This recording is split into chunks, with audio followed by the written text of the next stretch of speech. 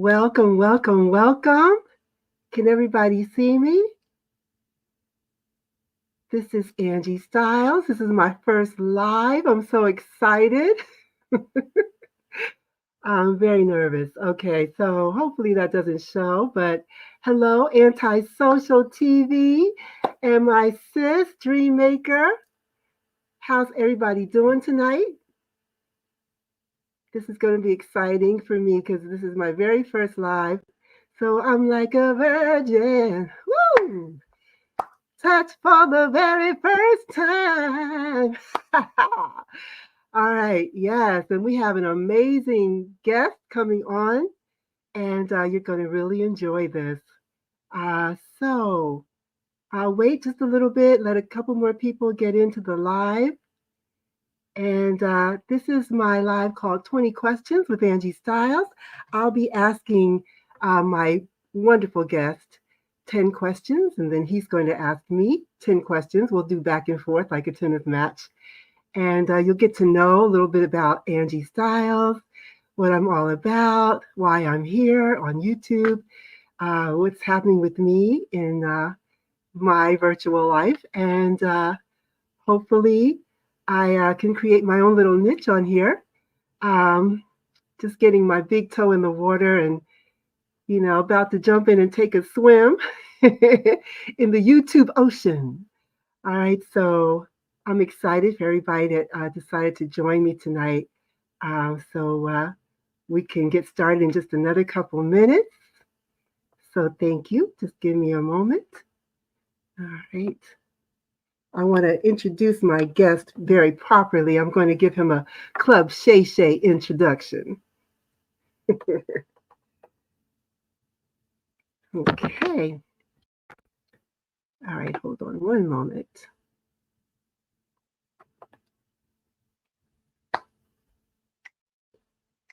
Welcome to my channel. My name is Anjie Stylez. I'm a poet and I know it. Stylist with the flyest.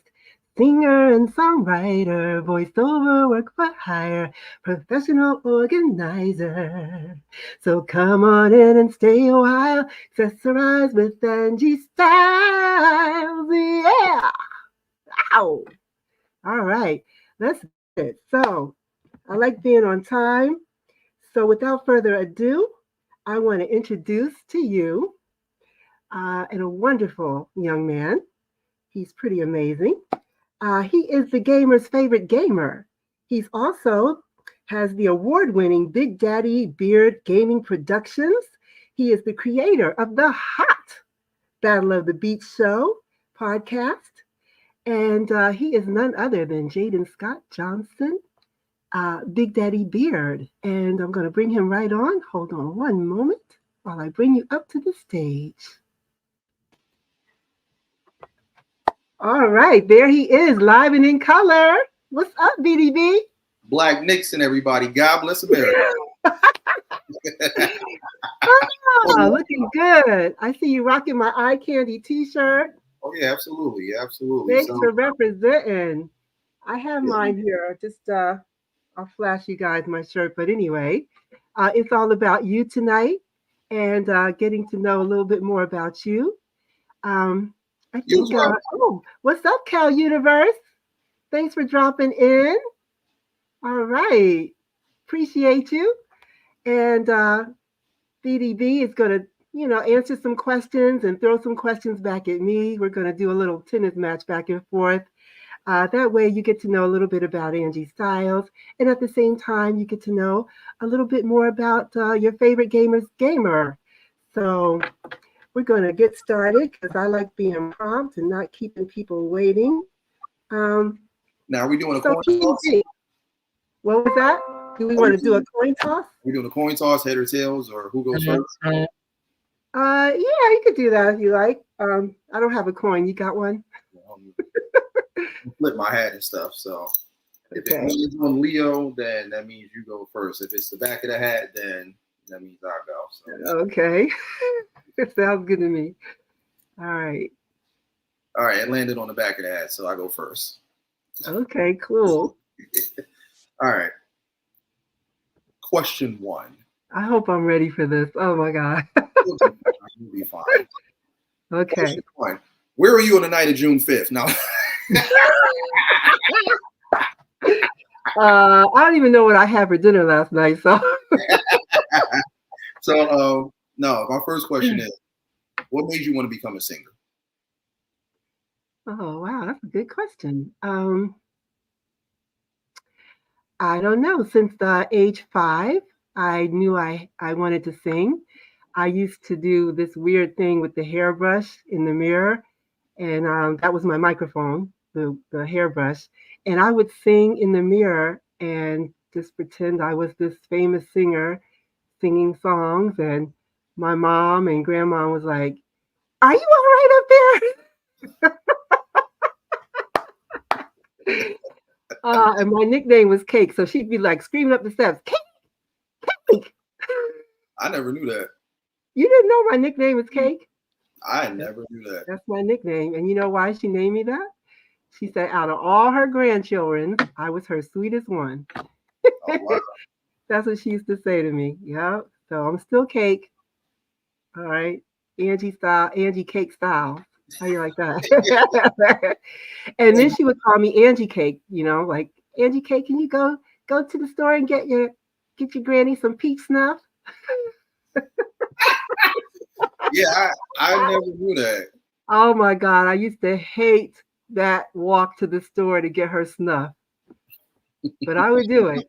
I'm like this little kid going, can I have that peach snuff on the top there, on the top shelf? Yeah. So she used to have me doing her little errands like that. Now, my other grandmother, she would send you to the store and go, give me my change. You would have like a couple quarters, whatever was left. And she was like, nope, give me my change. You ever try to act like the change ain't there? You try to like hide and stuff before you get back to the house and whatnot. Yeah, you're hoping she forgets about it, Trying to separate it from what you got to actually get back. And like, no, yeah, right. all of it. What's up, DJ Sunnyside? Up. How you do the scratch sound? Chicka, chicka, chicka, chicka, chicka, chicka. My favorite DJ. He has been making lots of nice tracks for me. He's working on helping me finish my song project, spoken word project. So, yeah, working on something currently that I'm going to have finished for him to put out for me. And so excited to have all these talented people on YouTube collaborating with. It's so exciting. So, welcome, DJ Sunnyside Up. How's Japan? What's the weather like? All right. So, you are going first, so you can feel free. Well, I already answered the first question, right? Did I answer it? That was my first one. What made you a singer? So I was singing as a child with the hairbrush, singing in church, and people turn around going, "Girl, sing it like it's supposed to be in the book, in the hymn book."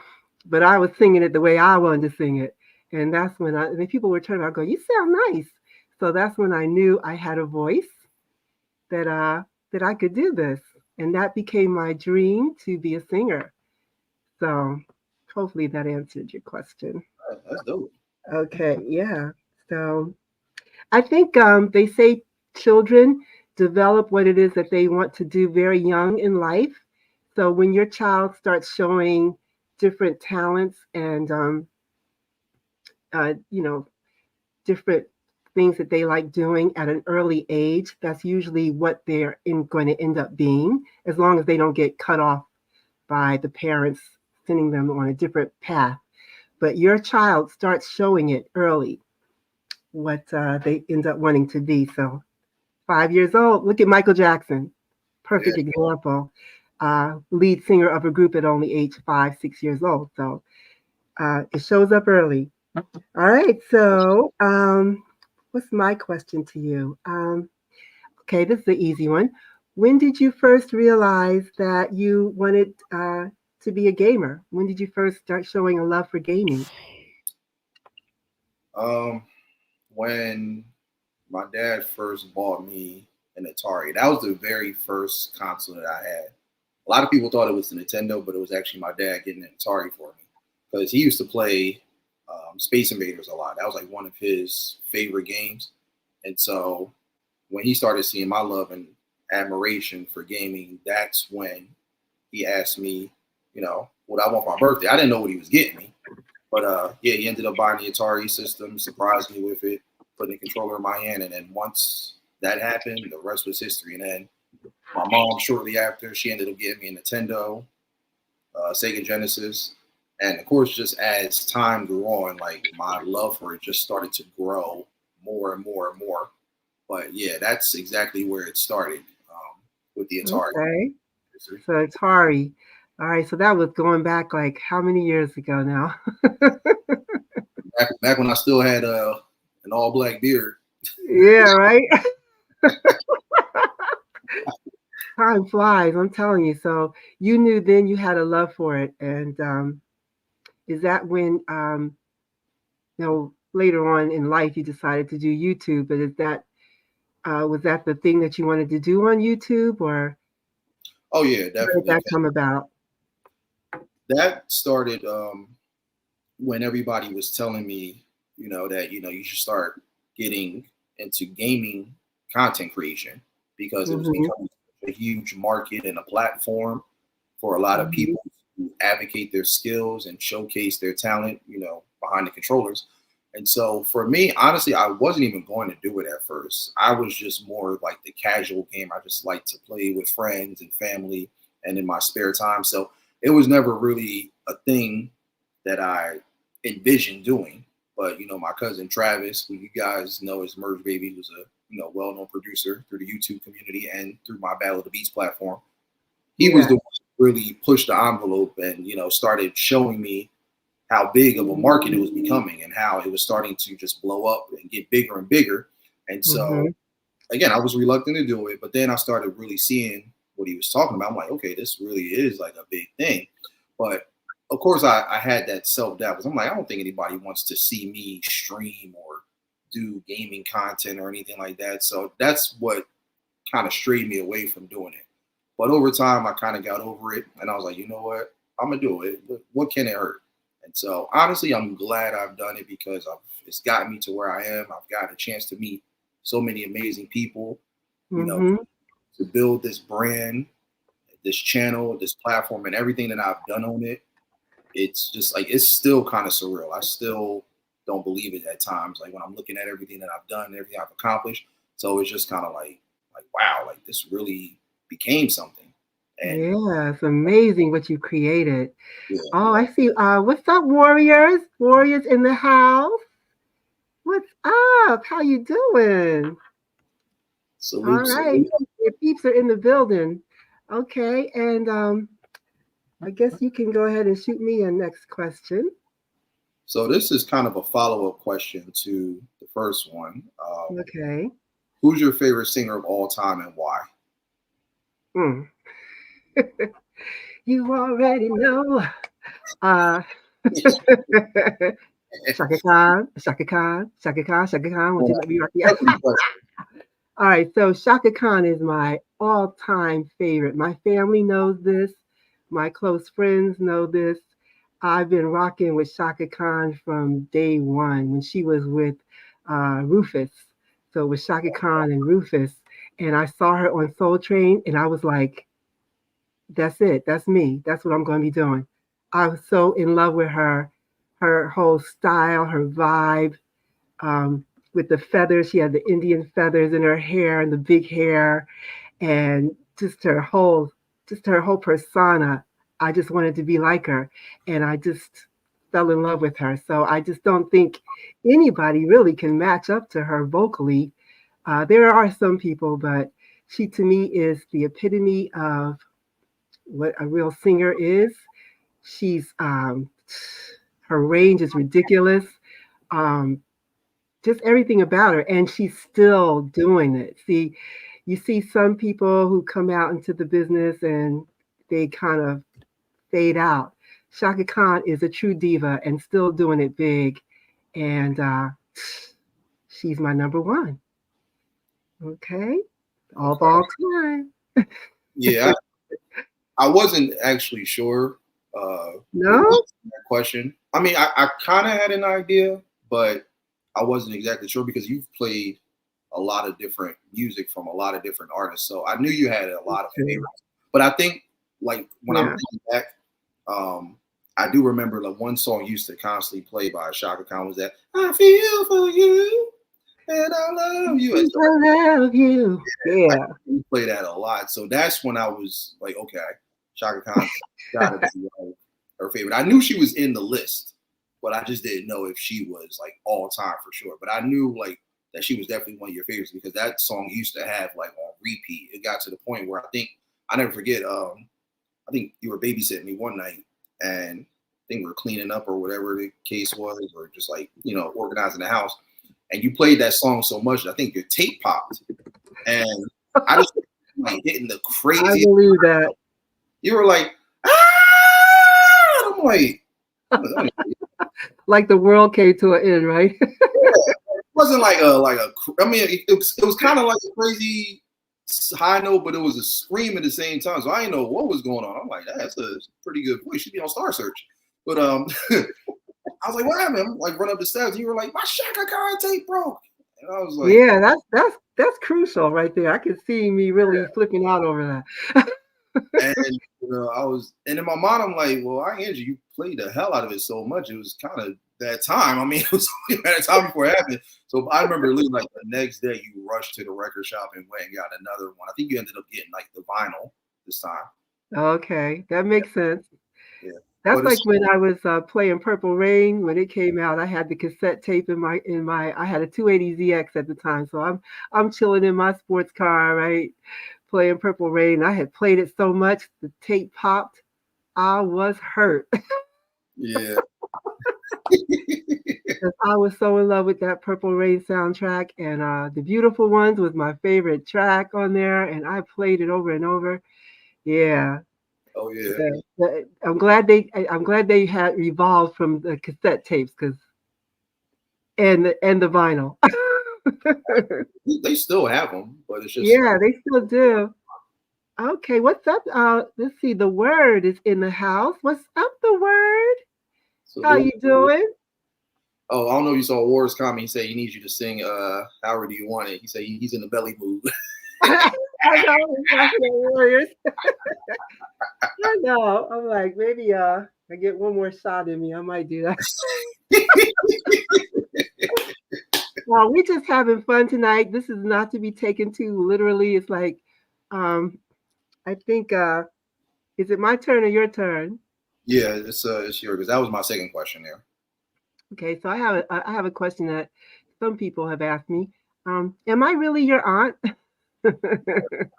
Am I your real aunt, or you just call me Anjie Stylez? Real aunt by blood. It's my mother's sister.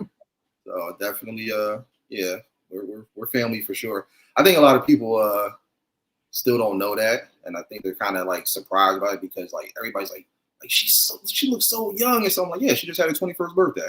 But exactly. Yeah. Yeah. For everybody tuning in, that's my actual blood aunt. We are blood related. He used to run around, grab me by my knees, follow me around the house. I co-raised him. That's why he's so amazing. Yeah. Like my mom, she used to work a lot of hours, doing a lot of doubles, and so even though she still made time for me and stuff, my aunt would always step in voluntarily and help out with looking after me and stuff. So we always had like a good time with listening to different music and like watching some of like our classic shows and stuff. But yeah, I think the love for music was definitely like the biggest thing that bonded us together because she used to play a lot of classic stuff that I still remember to this day, like Groove Theory, Tell Me. What was the other one you used to? All those songs. I love Groove Theory. Yeah. Anybody out in the chat love Groove Theory? Groove Theory is classic. But I used to remember that you and my mom, you guys, when we were all living together at one point, how you guys were kind of like, y'all weren't really having a battle, but I noticed you guys would kind of play songs off of one another. Like you would play something and she would play something. Like you would play Groove Theory, Tell Me. She would play Tennessee by Arrested Development. Yes. I Feel For You. Then she'd come back with Feel For You. can't remember what's the other classic song she used to play. Oh, Horace Grant, Taste Your Love. Oh yeah. Okay. And her tape pop too. Woo! That so much. Her tape pop too. Yeah, that's I know y'all. You guys are definitely twins, like pop It's sisters. crazy. Y'all play the hell out of these songs until literally like the tape just spirals and just breaks and stuff. But yeah, it was just always dope to just kind of see like you guys play so many different styles and genres of music and stuff. And I think that's kind of what also led to the inspiration of me doing B.O.B. Just the eclecticness of all the stuff that I Right. And yeah, growing up around that, it's hard to not to have a love for it when you grow up around it. So I grew up around my dad and mom playing Aretha Franklin. Chain, chain, chain, chain, chain, chain, chain of fools. I'm taking y'all way, way back, okay? When Aretha was young, all right, so they were playing Nina Simone. I grew up with Sam Cooke, um, Al Green. To this day, Al Green is like one of my favorite male artists from back in the day.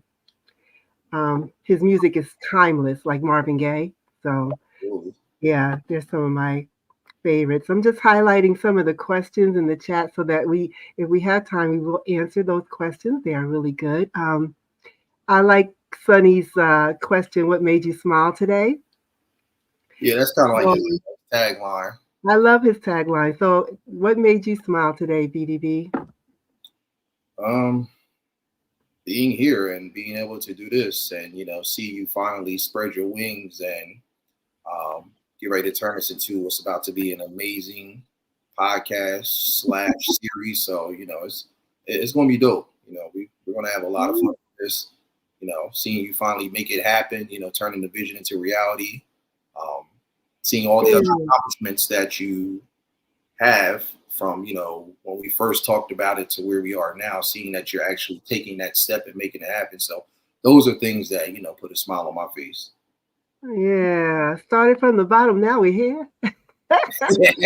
Exactly. Yeah, so it was something that I really wasn't anticipating would actually happen. It was in my little journal of things to do. And I said, oh, yeah, one day I'll do a YouTube channel or something like that. And then when you did it, I was just more about supporting you and making it happen for you. And in my mind, in the back, I'm like, it's probably too late for me to even try doing something like that, you know. But I'm glad I didn't let that stop me. I got the YouTube bug, and I am really excited about seeing where it goes. Another question I'm just going to throw in here that Sunny's asking me: what is your message to the world, and what do you want to do with your music? Um, so I think my overall message to the world is spread love, because I'm a spoken word artist. So I started out with my spoken word, and it was more about like some people were doing spoken word in the groups that I hung in, and they were more radical, more like activist type poetry. And I would get up there after hearing something like a Erykah Badu, style uh, poetry. Somebody would be spitting, and then I'd come up there like, the world is just all about love. I get up there with my love poems, like the love goddess. And I just went with that because it was really passionately from my heart about love. And I just feel like if everybody concentrated on loving each other, what a different world this would be. Like, can you imagine? It wouldn't be what's going on right now. All the wars and all the death, children being killed and slaughtered over there in these other countries that are going on right now. Like, if everybody just focused on one smile a day, giving somebody a hug, paying it forward, just doing little gestures like that, it would change the whole structure of this world. Like, so I just prefer to write about love and all the different emotions that come with love, the joy, the pain, and all that too. So that's what I'm about, Sunny. That's my message to the world. Love yourself and love each other. And what I want to do with my music, um, I'm just hoping to find the right niche of people who like Anjie Stylez flavor. Um, I'm not so much looking to blow up like Beyonce or anything like that. Um, I'm just going to stay in my own lane and find my own group of fans that like what I do and feel my vibe and see where it goes. All right. That's hopefully that answers that question. All right. So, is it your turn again now, or Yeah. yeah?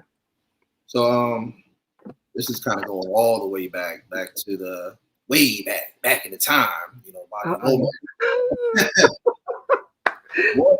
Okay. Go ahead. Hit me. Nothing too crazy. Um, what made you change your musical alias from Angela Ladane to Angie Styles?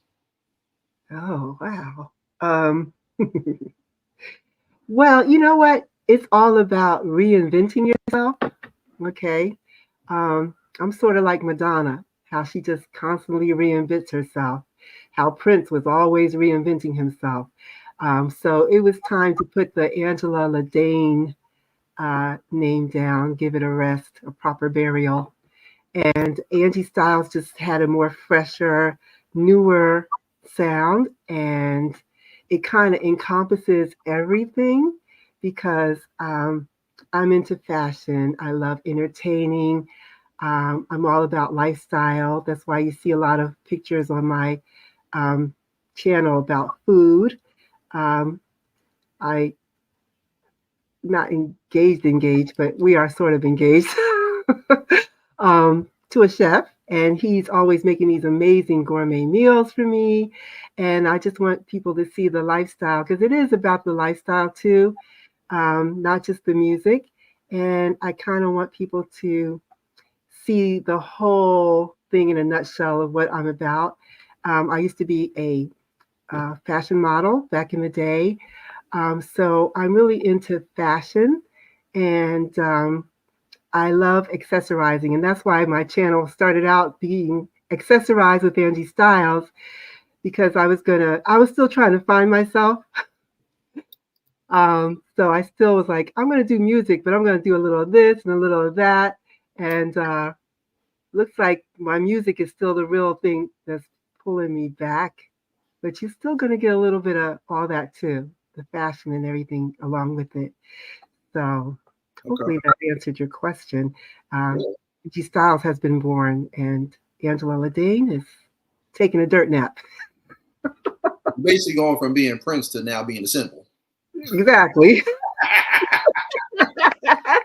You got it. You That's got it. dope. Because I mean, I guess like the way I look at it is, when I think styles, I think like multiple talents, being multicultural. So I feel like Yeah. that's the reason why you kind of transition with styles versus Ladane, because you want to show a little bit of everything that you do, everything that you specialize in. So it's actually dope because it does kind of play off of the name. Because you think of styles, you think of Right. so many different variations and ideas and concepts and talent. So that's dope. That's cool. Yeah, that was the whole idea of it. And it just kind of all worked out that way.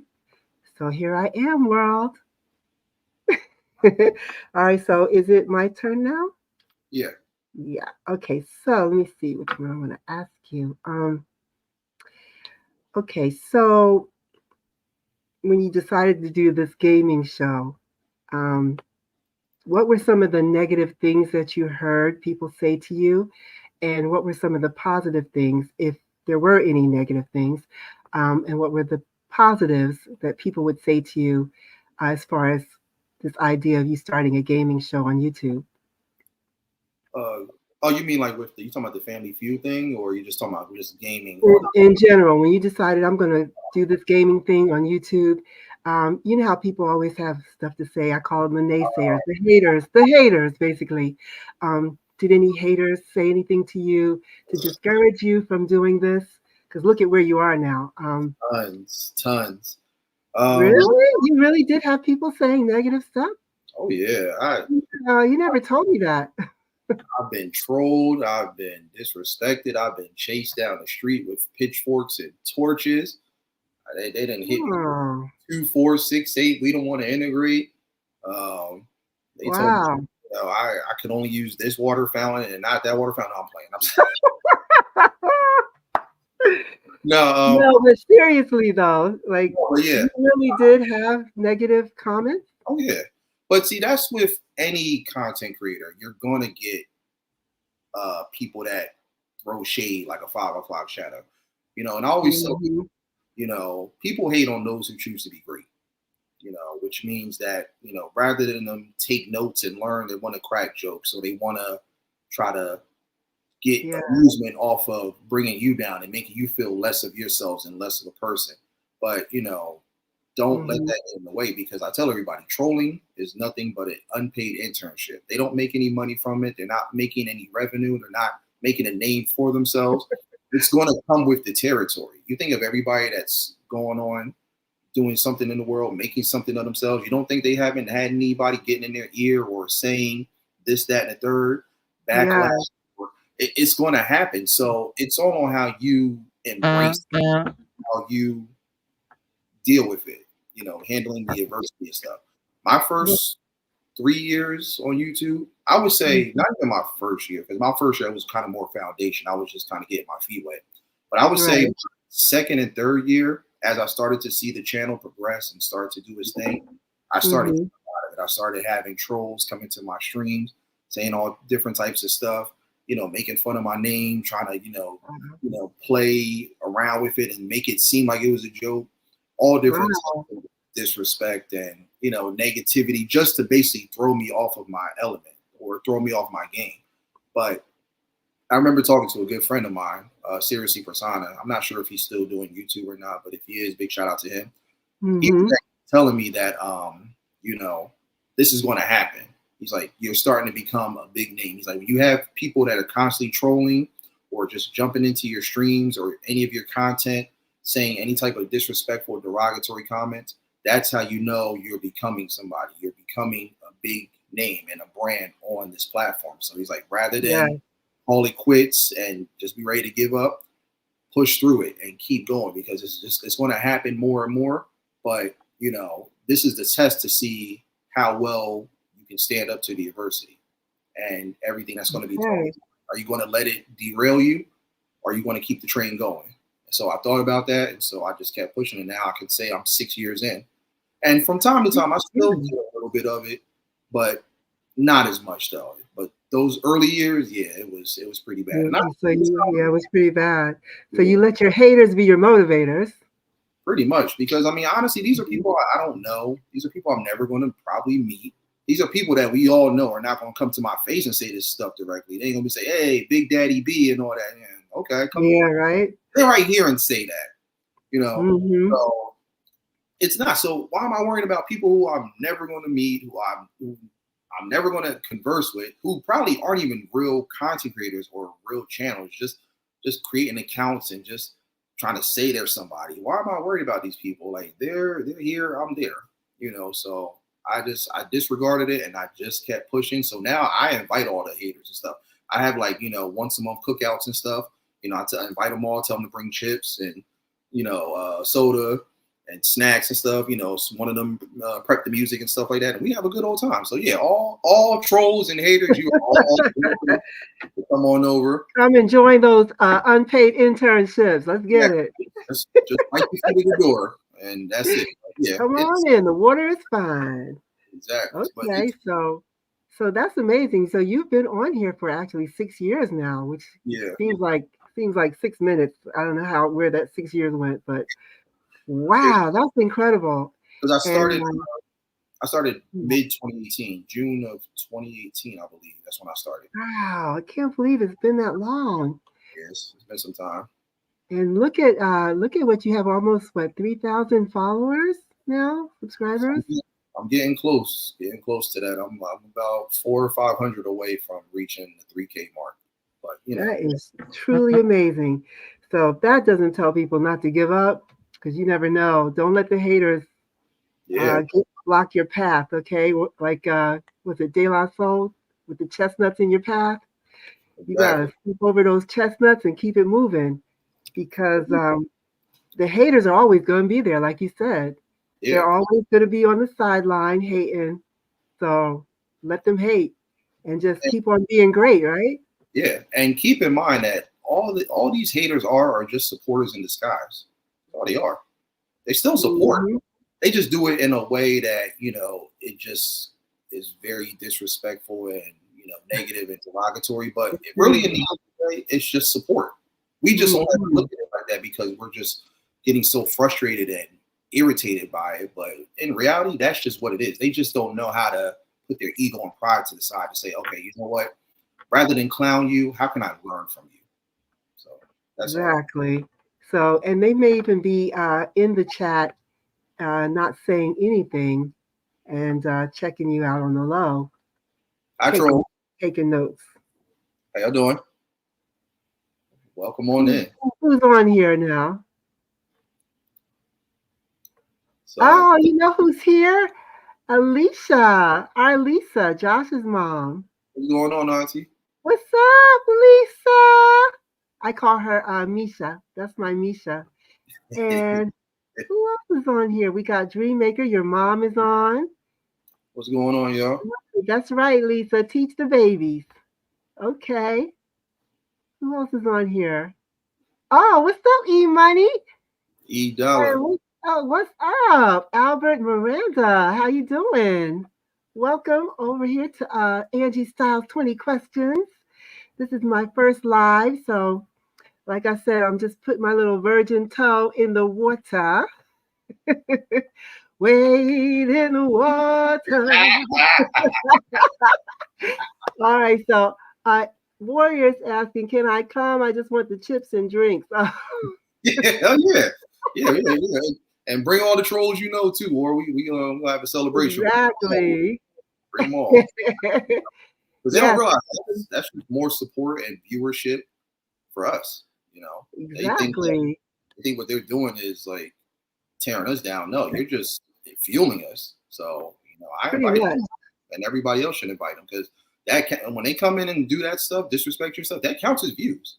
That counts Exactly. as followers and subs and stuff. Dude, So I'm like, I'm ready for the fight. All my life I had to fight. yeah, You embrace it. know, You we know, we embrace it. We embrace it. Bring it. Player hating from the sideline. That's right, Lisa. get your own issue. Why you ride mine? Why you riding mine, right? All right, so whose turn? I lose count. Whose turn is it? So I believe it's back on me. Okay. Okay. So since you're talking about your musical journey, Mm-hmm. my question is, let's see, Don't make it what? hard. No, I feel nervous because I never. Oh, Debbie's in the house. My sister Debbie. What's up, Debu? I think my mom said her question was Hey, me. sis. I'm not sure. I got all my sisters in me. Woo! What was your question again, mom? If you wanna, Does she have a question? I have I to think put she my, is. She said she my had one. readers back on. Yeah, you might have to ask it again. But oh yeah. So my next one is explain the title behind your upcoming debut album, Mood Swings. My thoughts behind the melody. Oh, okay. Mood swings. Yeah.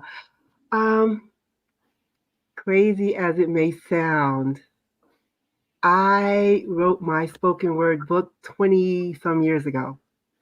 That's how old it is. And I was holding on to it like these are my babies. I can't let anybody see my babies because they'll steal my babies. So I held on to it and wrong thing to do. It's called procrastination. And I decided to name it Mood Swings because it encompasses everything about love and relationships and just human interaction. So you wake up, you're either in a good mood or a bad mood, right? Mm-hmm. Um, so something might happen during the day, throw you into another different mood. So it's just called mood swings because it's all the different moods that we go through as humans, and humans being human.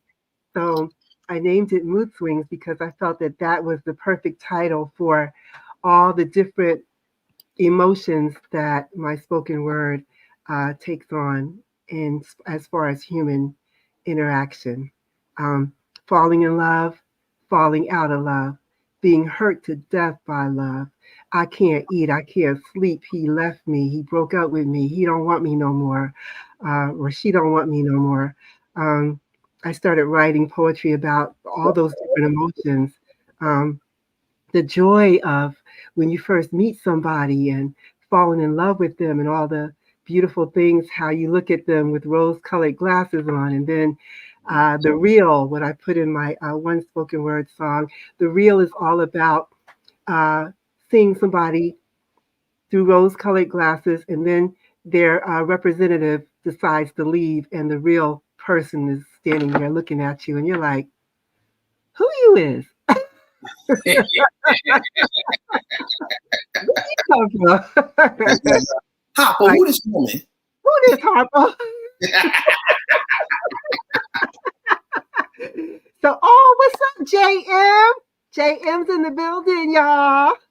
What's up, JM? So glad to see you. Welcome, welcome.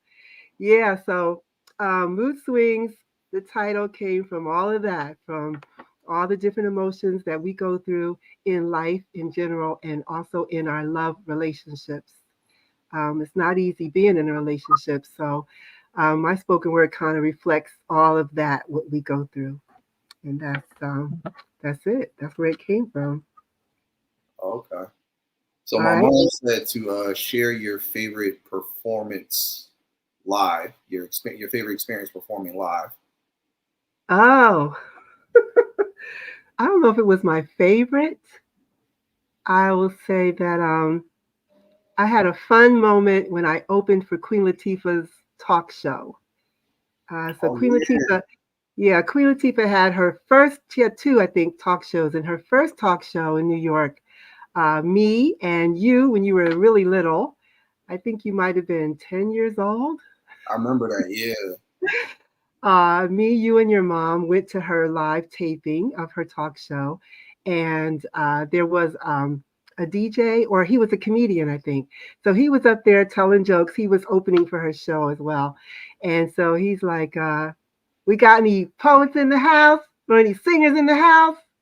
And I'm sitting there like, I'm not saying a word.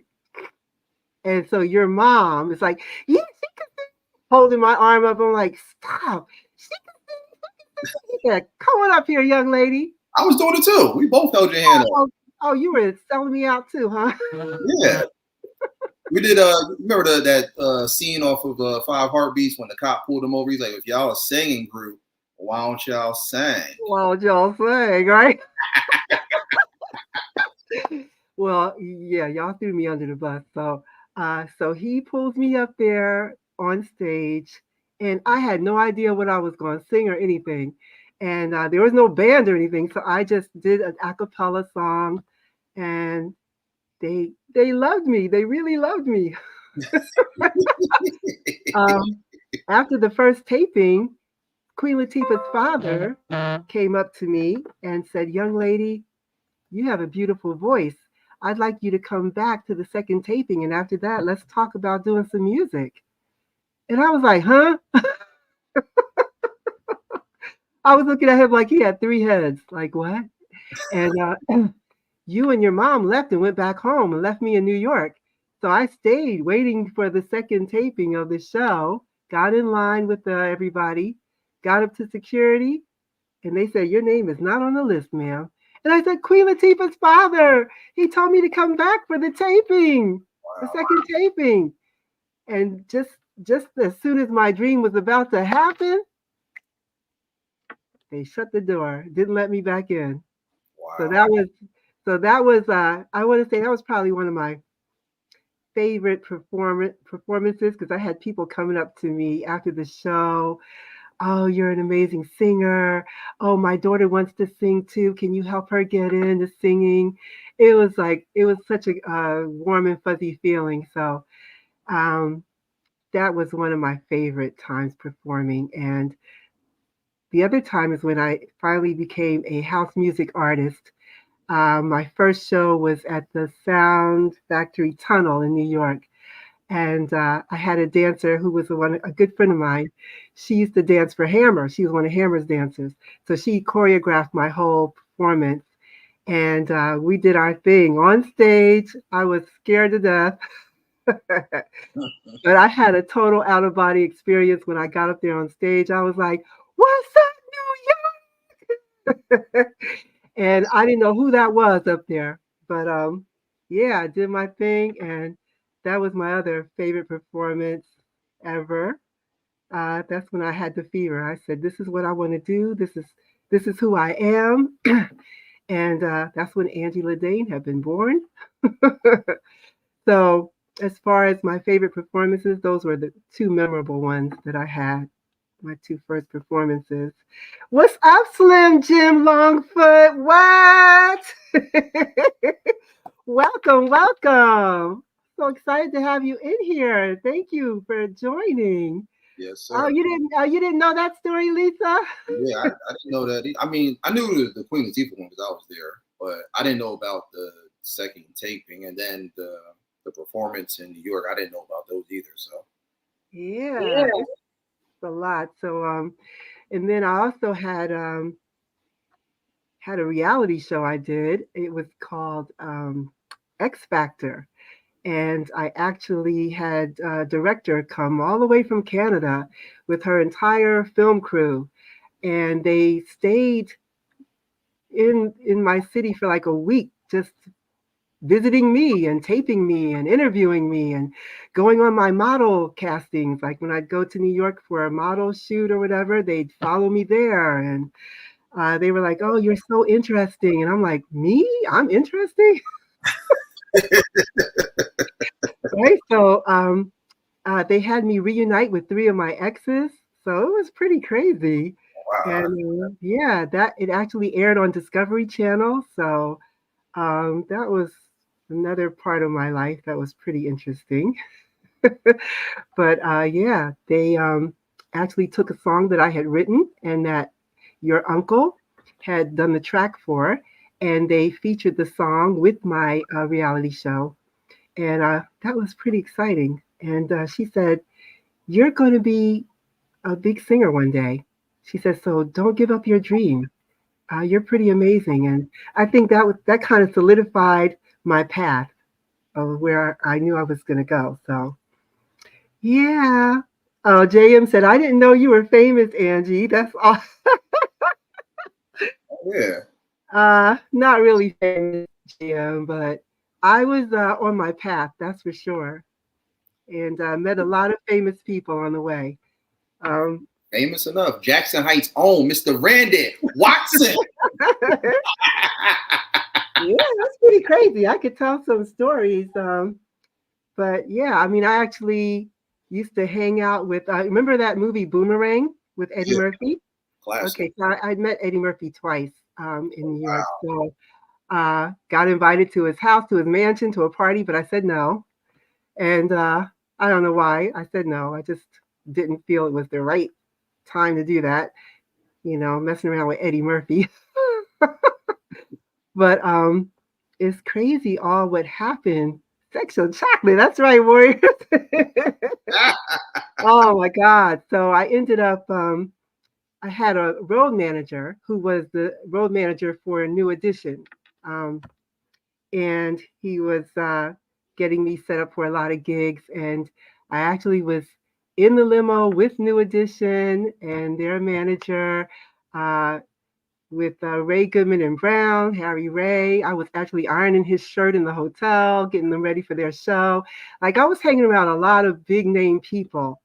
Um, Wow. met Mike Tyson at a party, met Bobby Brown and them, and hung out with them a little bit. So, like I said, I had my big toe in the water back then, and just different things happened to me in the industry. Music industry is not. Uh, they say you have to be crazy to want to be in it because a lot goes on. There is definitely a music producer's couch, Okay, that's all I'm gonna say, and I'm Yeah. gonna leave that. I'm gonna leave that right where it's at. So if you want to know what happened, why I didn't keep going, it was that music producer's couch. Is why I didn't keep going. Okay, so I fell off, and now I'm back again. All right, it just keeps calling me. If you wonder where BDB gets his sense of humor, it's from his aunties. I get it from so many people in the family. My mom, my aunt, quite a few people, my dad. So yeah, it's just like it just kind of comes natural. Uh, Yes, yes, Slim. That couch is real. That music producer's couch is real. Yeah, my spirit knew best. And my mother, let me tell you, my mother did not want me to do music. Oh, she cried. She cried. My mom was a Jehovah's Witness. She was a devout Jehovah's Witness. Okay. She did not want me to do music. She said, "Oh my God, my child is going to die." I'm like, "Mom, I'm not going to die." who's Oh, you're music? going to get into that. You're going to get involved in those drugs. And, but, you know, how you just have that good homegrown raisin. And I had that in me. And so when I got approached that way in the business, I was straight up with it. No, if I have to compromise that to do this, I'm not doing it. Yeah, End of story. All right. So it's all about timing too. I think now is a better time. I think it's easier to get into the industry now. You can do your own digital music and independent label, and you don't have to be with these major labels that sign you and take you through a whole bunch of BS. Okay. So next question. I got so sidetracked. I forgot whose go it is. Is it? Me too. I think it's my turn. um, what I want to ask you. That was Minnie Riperton. We went back down memory lane. Yes, I had to take y'all all the way there. So the large print giveth and the fine print taketh away. Aw, I Exactly. love them. Thank you. Yes, stay independent. That's the you see Terrell, she knows. I had my little talk with my little sister. I told Terrell, stay independent because she's so pure and she's so genuine. I don't want nobody messing with my Terrell. Okay? Don't let me come for you because I will. No, I just know they take artists like Terrell and they destroy them. So yeah, we're not going to get too deep into that, but she knows better, and it's all about having a good manager that's got your back in this industry because it is it's scary. It's a scary industry, but It's, still follow your dream, definitely. yeah. So what's my question to you? If you could be a superhero, I'm gonna ask you something easy. It's called the Diddy effect, y'all. So be careful. Yeah, stay away from that Diddy and stay away from that Harvey. We call Especially it, now because they let Harvey go. They let him back out into the wild. So stay yeah. away from Harvey. And now they done merged forces. Now they know as P. Harvey. Yeah, exactly. So if you could be a superhero, I'm just going to ask a crazy question now. Which superhero would you be and why? The GOAT, Spider Man. Oh, okay. And why Spider Man, may I ask? Who is Because, one of my favorites, by the way. I've never seen a hero like that. I've never seen a creator.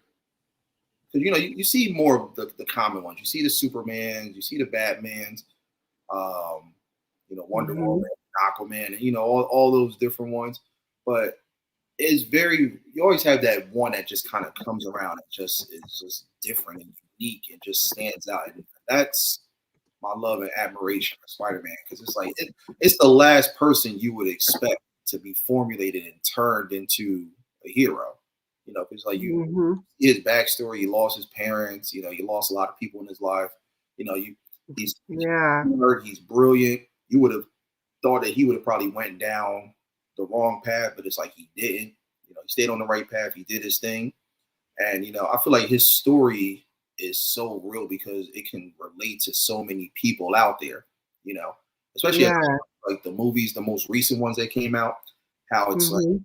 anybody can wear the mask. I remember that was one of the lines that said the movie, and I just kind of Mhm. like appeal to that because I'm just like it's so dope. Like you take somebody who's been blessed with this ability, and Mhm. he's a kid, but it's like he transcended and became more than just a kid. He became a hero and an icon, and he got bashed for it. He got disrespected. Yeah. I feel like it kind of almost relates to my story a little bit, like to go from nothing to something. That basically just sums up Spider-Man in a whole, like Mhm. from zero to hero, from nothing to something. So I always just found that fascinating, and I mean, just his abilities and just everything he could do is just Oh, yeah. is That's why they call him the Amazing Spider-Man. yeah, the amazing, the spectacular, all of those things. Yeah. And He's did he have his father when he was growing up? no, he lost both his parents. Yeah, At so his, he lost both parents. And then what's he up, Point Blank Travel? What's up? Welcome, welcome. lost his uncle. Yeah. He lost his Mhm. aunt. He lost a lot of people. But for him to still have the strength to continue to be who he is and still get Yes. going and be there for the people, even though, you know, he's loved and hated at the same time, but it still fuels him to keep going and still Yes. live regular life outside that. It's just dope. Like you don't really see that because you see most of the superheroes, they got all the powers, they got all the abilities, they're untouchable, they're unbeatable. It's like he's still human, just like us, but just Mhm. these amazing abilities that are very uncanny and unheard of. You never heard of somebody having the strength and the speed and the agility of a spider. So it's just It's crazy. I think he is probably my favorite uh superhero as far as just like you said, the dual life that he has. yeah, Where he sort of like Superman too, Clark Kent and then Superman, but his life was definitely a sad life where you would never think he would become who he is, yeah, he had become. And that is a lot like you. Look at you. All the adversity you had to go through. And you are the BDBGP in the flesh. I mean, it is pretty amazing watching your superstar status. I'm laughing at Warrior. I am too. He think he's slick. You're Batman. I know he's going to do He is a mess. He is a that. mess. Man, I'll see you on the podcast, more. I ain't forget it. We still gonna have that debate. I ain't forget. I didn't forget. But Oh, you owe him one, huh? yeah, yeah. We have a lot of fun debates and stuff. We got a couple more coming up that we're gonna be doing. So he wants to be a part of those. So definitely. Oh, that's cool. But yeah, definitely though. That he's like an icon to me. So I've always Hmm. been a fan, from day one. And that was actually like when I became like an artist and graphic designer. That was the very first thing I actually ended up sketching and drawing was Spider-Man because I used to watch the show non. Uh-huh. And so I think that's what transcended me into wanting to be an artist, and then just learning about his story, watching like documentaries and stuff where Stan Lee was talking about how he created and came up with the. Yes. I was just like, that's just dope. So it drew me in, and it just inspired me to want to become an artist and stuff. Because Stan Lee, he's also like my icon as well. Oh, he was amazing, and you are an amazing artist, graphic artist, and you've done most of my designs.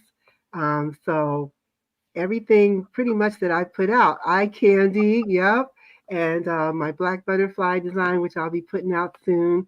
Um, I just think just from the day one, like when you were in school and taking your graphic design classes, um, I knew I was thinking you were going to end up at Disney, and I think that was the path you had started out looking to do, Yeah. So right? Mm-hmm. funny story about that too. A lot of people don't know, with the exception of like my mom. So I Mm-hmm. used to work at Domino's. I was a delivery driver, and I had a friend that Right. worked alongside me, and his sister actually worked for Disney. So I remember we were talking. Mm-hmm. When I was showing him some. I don't know how we got into the conversation of art. So I told him what I do and what I specialize in. And so he's looking at my work. He was like, "This is really good. You got some like dope stuff, some great potential." So he's like Right. to talk to my sister about, possibly seeing if we could help you out with something because she actually works for this. I'm like, that would be amazing. So Yes. he talked to her. She was actually, we had got in contact with her. She was actually supposed to fly out and have a sit down with my mom and I. Um, she ended up not coming because apparently she had a phobia about flying alone, and she didn't like Mm. every time she flew. She always flew with either friends or family. Like she never Right. flew alone, and so she Mm-hmm. wanted everybody to come with her.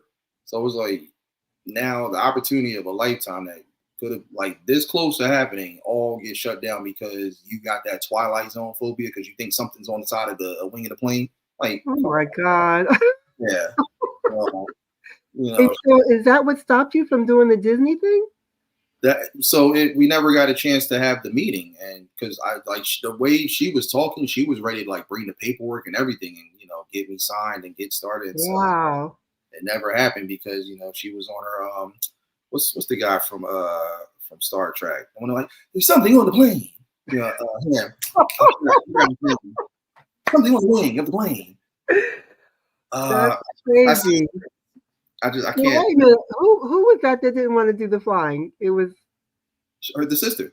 the sister? Yeah, because his sister worked for Disney, and he sent her like pictures and images of my work, and she was just like, "He's dope. Like, we gotta Uh-huh. down here." And so, yeah, they were she was ready Yeah. to like everything, and so That's so messed up. it never happened. William Shatner, that was his name, William Shatner. William Shatner, exactly. Captain Kirk. Yeah, so that's basically the whole reason why, because she just didn't want to get on the plane and fly literally what 2-3 hours just to That's crazy. yeah. So it never So happened. so you never like tried to do it on your own and connect with those people without, you know. I did, but then as I started building my street artist imprint, and I started Hmm. more and more of a freelance artist and graphic designer, basically going independent, uh, Right. I just saw how much more easier it was and how much more joyous it was to do that versus kind of I don't I don't want to say like being in a system, but just kind of being able to do my own thing and have my own Right. lane. Like just like how you explained with the music industry, how it's just you have some Hmm. hits and turns and stuff. Not to say that it's like that with the artist world, but I'm pretty sure it is. But you know, Hmm. I made so many attempts to get back into it, but a lot of things just weren't transpiring or happening as I expected. So it just started pushing me more and more into the realm of actually just doing it myself. And since I've been doing it, Right. I'm still a work in progress. But Doing I find, great though. yeah, thank you. I find it so much easier to just now, like I can wake up, somebody can call me, hit me up for a project, or say, hey, Jay, I need this or I need that. All right, so Hmm. much. Okay, boom, here's the money, do your thing, and I'm on it. I can sit here or I'm in my zone. I have my music playing, and I'll just go Right. mad creative mad scientist mode with whatever I'm doing or whatever I'm working on. And it's so much easier than kind of just being in the cubicle or having to make a deadline and Yeah, do that stuff. exactly. Because that's what you would have been dealing with. When you're dealing with any of these major corporations, especially Disney, Yeah, and all the stuff that goes on with Disney too. Because I've heard a lot of negative stuff about Disney. Um, yeah. I could so just I could just imagine sitting in the cubicle and it'd be that one little short Danny DeVito looking dude and stuff. Hey Johnson, you ain't done with that stuff portrait yet? Oh, I'm on it. I'm getting to it. Hurry up. The stains all over the shirt and everything. yes, I'm going to lunch. Just wait for lunch. exactly. You're Oh, trying to exactly. Well, I'm glad you know what you had that intuitiveness to know I'm going to do my own thing and get in my own lane, create my own path, and that way you have just free reign, okay, for your creativity to expand and do what you want to do and do it the way you want to do it. So kudos to you for creating your own path. And now, what's your next question? Is it my turn or yours now? I think it's Um, your turn now, right? yeah, you asked me about the superhero, so it's Right. So, okay. all right. So yeah, well, I think we got what 5 more. Yeah. Oh, so well, yeah. After this one, this will be 5 more. Um, so this goes back to music again. Okay. This the challenging one here. So, who is in your Mount Rushmore of favorite artists as well as your honorable mention musically? Okay. So, oh, I already said Shaka Khan. That was one. So you Um, got three more and then an honorable mention. Shaka Khan, Shaka Khan, Shaka Khan, Shaka Khan. This Did I say is all four of Shaka Khan? No. oh you do Um, this oh, shoot, I die can't leave line, die line, die line, and die line. it. Right. Now spit Um, hot fire. Definitely Sade. Oh yeah. Okay. I was trying to You think of who give else it was. me the sweetest taboo. Yeah, you and my mom Yeah. used to have that Sade battle because she would play songs. You would play songs like "Sweetest Taboo." She played like "Cherry Hmm. Day." Um, what's the other one? Uh, yeah, yeah, I remember the Sade War that y'all used to have, but it was like, Sade War. yeah, it was just Sade still, to yeah, me, is the epitome of class, beauty, grace, and just vocal talent. Just there's no one like her. yeah, She's just a little also in her own. There's no other Sade. Like you can't even think of somebody close to being anything like her. So she's totally in a class by herself. And Shantae Moore is my other favorite artist. I love me some Shantae. I think my vocals are a lot like hers. We sound a lot alike. Only she has, I think, a 8 octave range. Um, and of course, Whitney Houston. And my honorable mention would be Denise Williams. I don't know if a lot of people know who Denise Williams is, Niecy, but silly to think that I can have mm, you for another guy. there you go, Silly of Me. And I remember when I was going with some guy back then, and that song came out, and I cried my eyeballs out because I felt like that song was all about what I was going through with this knucklehead guy I was dating at the time. Silly of me to think that you and I were going to be together. Okay? You know, So Denise, and I think my favorite song by her was "Free," and I just want to be yeah, free, free, free. yeah, Ah, that was my jam back in the day. So those are my four plus one. that's a nice lineup though. That's it's like Yeah, they really can't f with those. Those are like those are the divas. Okay, you know how these new artists are calling themselves divas? Nah. yeah. I mean, That's, I could add more to it. I could say Patty, Retha. Um, I can keep going, but yeah, these are the trailblazers that, to me, there is no other like them. Anita that's Baker would also be one of my um, picks yeah. too. Yeah, you and my mom had Anita wars. I would say, Yeah, Slim Niecy was the girl. yeah, Sure Anita, was. With Sade, Sade. Whitney, and Shaka. Oh, and Mary. You guys used to have y'all Mary J. Blige war. Oh yeah, and Mary too. I can't Yeah, leave Mary out. Yeah, so I really can't even do four plus one. It's more like 10. Uh, I mean, you can. I'm just mhm. like randomly off of it. I mean, of course, like you normally have a top 10, but that's kind of what I do, like with the debate table and stuff. Like I challenge everybody to do like a top five, but just formulate it to where you have four solidified, and then have that one that will Right. definitely be in there, which equivalates to being a top five. But I mean, that's a nice lineup though. That's like an NBA super team that you just named right there. Oh, Yeah, I mean, I'm telling you, they can't F with that. They don't want none of that smoke, okay? don't want the smoke, the steam coming out the shower, none of that. Not Hell no. the sunroom. What's the sun? Yes. The sauna. Um, so true. That's so true. Slim, what he just said. Yeah. What he just said. I had to put it up there on the screen.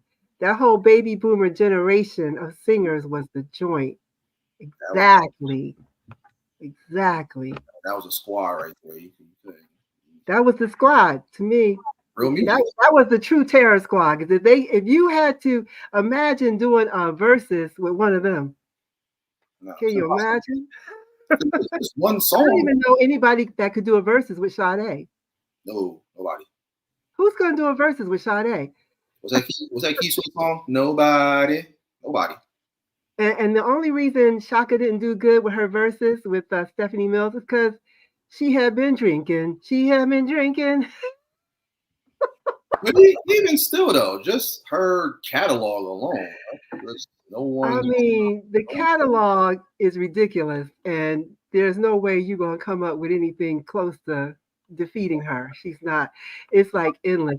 Like to me, I definitely do want to see a Chris Brown versus with. I'm trying to think who though. Who could do a versus with Chris Brown? Because It, Breezy has got catalogs upon catalogs upon it would catalogs. have to be Usher, but I even still, I don't feel like he can To stand the me, test that of time with Usher. And I've had this debate constantly about that because this is like an ongoing thing. You know, yeah, a lot of people feel like, oh well, everybody just want to say, oh, just Confessions and stuff. But no, take away Confessions. Usher still has stuff in his catalog from when he started to where he is now. So it's and then again, not nothing against Chris, but I right. mean, how many classic albums does Chris really have? You know, Ugh. you really think about it. Usher has Usher several, does have several classics. That's yeah, true. and you What is that, Slim? It shall can't be Quavo. because that whole battle that was silly. I don't even know why they even did that. It's Uh, crazy. when Mario was it Mario and who was it from B2K? Oh, Marion, Yeah. I just felt like Mario had that. yeah. Yeah, I mean that was clearly. Just even on a singing level, he's a better singer than Marion. Hmm. Not that strong of a singer, and and people get mad at me about this too. But I say the same thing about Chris. He's a good singer, but it's like okay, like I've gone to live shows. I've seen him and Usher both perform. I would say this much: Yeah, Chris is a better stage, performer. but when it comes to like take singing a cappella, take everything away, take the auto tune, take the Pro Tools away, is Usher. Like I've really heard Usher Yeah, sing, and he can sing. Usher Raymond got that vocal for you. Yeah, he can sing. I'm not Yeah, saying he's no Chris, joke. but his voice hasn't. It's not like how it was when he first came out. Those first two albums, Right. yeah, it was good, but even still, you could tell that it was a lot behind the machine and stuff like that. I've been to his shows and I've like watched him kind of do the acapella, and he could sing, but it's not on that same level. It's Usher. not on the same.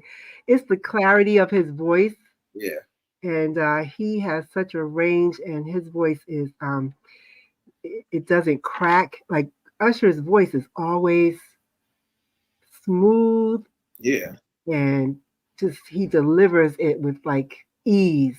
yeah. Um, Even with the tiny Chris, guy. I say I agree with you, Slim. Usher on singing, Chris on performing. I mean, I don't know if they were to do a versus battle, that would be. I don't know. It's like they're two. Both of them are two. It'll be good for the culture because everybody wants to see it. Yeah. But I'm riding with Usher. I'm still a fan of Chris. I don't Oh want to, yeah, for sure. but Yes. And I think Chris got a bad rap for the last 15 plus years. Chris Brown didn't really get to elevate to the level where he really should be. Like he is still Chris Brown, no doubt. But I think if all that other stuff hadn't happened, like with allegedly with Rihanna and all that, I think that kind of held him back, set him back a little bit because he really is a triple threat. He can act too. yeah, He's I also think a great actor. yeah. Just to kind of piggyback off of that, Yeah. I mean, even if you take away the whole Rihanna situation, because we all knew what that was, Yeah. um, I feel like there's other things that kind of hurt him too, like all the gangster stuff and trying to be tough and hard. And, Well, yeah, he got caught up with the wrong. yeah, all of that stuff really kind of like made him go Yeah. even more because it's like when you first came out, it's like, you were happy, you were dancing, singing. Now it's just like you doing all this extra stuff, and it's just like to me like that's not the Chris I remember who I became a fan of. I just think he's doing too much. I think he needs to go back to his roots, take all that colored fruit by the fruit roll up tie dye stuff out of his hair, and go back to singing. Remove all them tattoos and all that stuff, and Oh, go back to that Chris Brown from that first album, from that second album, which is actually my favorite exclusive. Go back to that when he was singing with you, when he was singing Superhuman, and yes. that Chris, like excuse me, miss, that Chris. No, what are you doing? Oh man, he was so good. And the same thing for Tevin Campbell. Same thing. I'm laughing at Warriors and Slim got me cracking up. That boy is good. Yes, such a chocolate. Well, yeah, MJ, we already Oh, know. no, he was. MJ's But again, no one is going to upstage Michael Jackson. So I think they all kind of patterned themselves after Mike. And I think Mike said the closest one to him was Chris.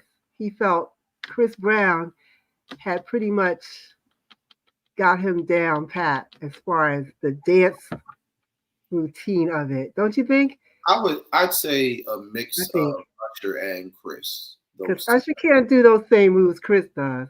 Not all of them, but even Mike wasn't doing all of those things. That's why I say both of them, because I feel like, they epitomize a little bit of like the choreography. Like I would Yeah. say Chris got a lot of that from Mike, you know. Hmm. Just like the old school pop locking and all that stuff like that, like what Usher does and everything. He definitely got that from Mike's days of the Jackson 5 and all of that. And Right.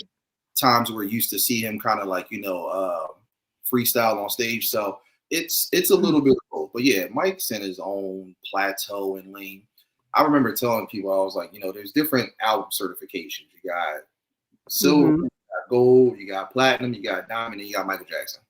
Right. Ain't nobody gonna reach that level. Nobody gonna reach that certification. There's no certified Michael Jackson for anybody, because nothing is touching Thriller still to this day. Thriller's still selling. Still, isn't that crazy? Still Still to this day. to this day. It's amazing. I think It's worldwide is so sad because I wonder where he would be right now if he hadn't been yeah. allegedly taken out.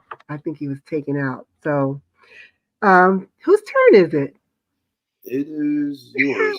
I'm losing track. Yeah, I asked you about the Mount Rushmore. Okay, so all right, I'm gonna save this one question for last. If you lost all your possessions, all your worldly possessions, but you were allowed to retrieve one item, what would that be? Oh, that's the daily double on Jeopardy. Um, on possession, Hmm. I can only retrieve one. Only one. Uh, I'm gonna have to say like my sketchbook, like that. Your, your sketchbook? Yeah, my art, because that's what started everything. That was the foundation. I mean, I know people will probably say, Hmm. "Why not gaming?" But gaming is always going to be second to art. Like art was Right. the first thing I fell in love with, that I became a fan of. Gaming was like right there. They're kind of like neck and neck, but if I gotta say, it's going to be art for sure. So yeah, Okay, so you would just hold on to that one sketchbook. yeah, I hear you. I got you, because that's the That's foundation. your true passion. That's what started it all. Yeah. Good answer. Okay, your turn. What's a fun fact about you that most may not know, even Fun, me? fun fact that most do not know. A fun fact, like something funny or I mean, yeah, or just anything that nobody knows, even myself. ooh, you got me on this one. I was kidding you with the Spider-Man one and the possession. Oh my That was goodness. tough. I'm like, But what? What is it that people don't know? It's a fun thing about me.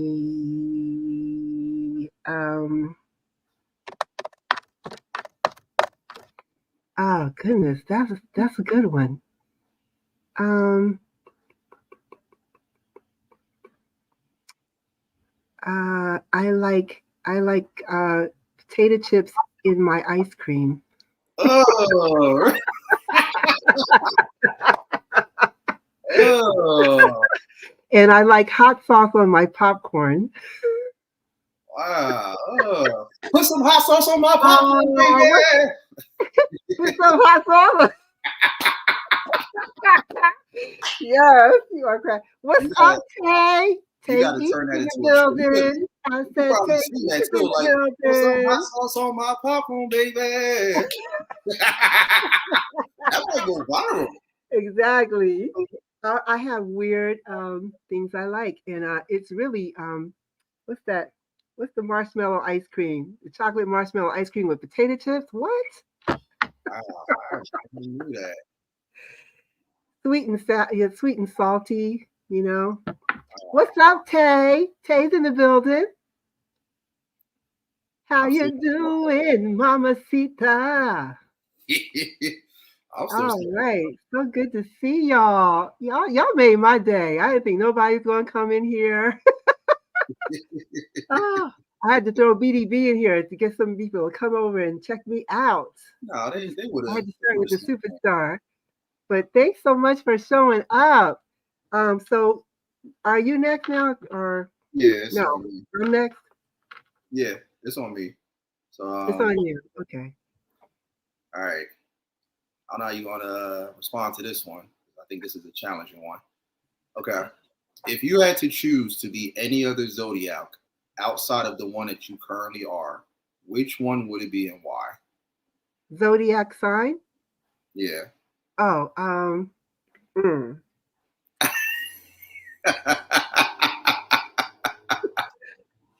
There's nothing better than Leo. I mean, It's not. I mean, come on. I mean, they know they see it. oh, I'm the queen of the jungle. Okay. Oh, let me see. I want to say, I think I want to say Aquarius Hmm. And why? because they're creative. They're very creative. Um, and, I think they're very, they have this intuitiveness about them where they can kind of see through people. That's one of their gifts. They're very intuitive and they're very caring. So I'm a very caring person. And if I had to be another sign, I would want to be an Aquarius because most Aquarians, a lot of the celebrity Aquarians are huge philanthropists. Mm. Um, so they give back, and that's what I'm all about. So if I could be another sign, I'd want to be a very gifted Aquarian. Okay. Okay. That's In dope. more ways than one. Okay.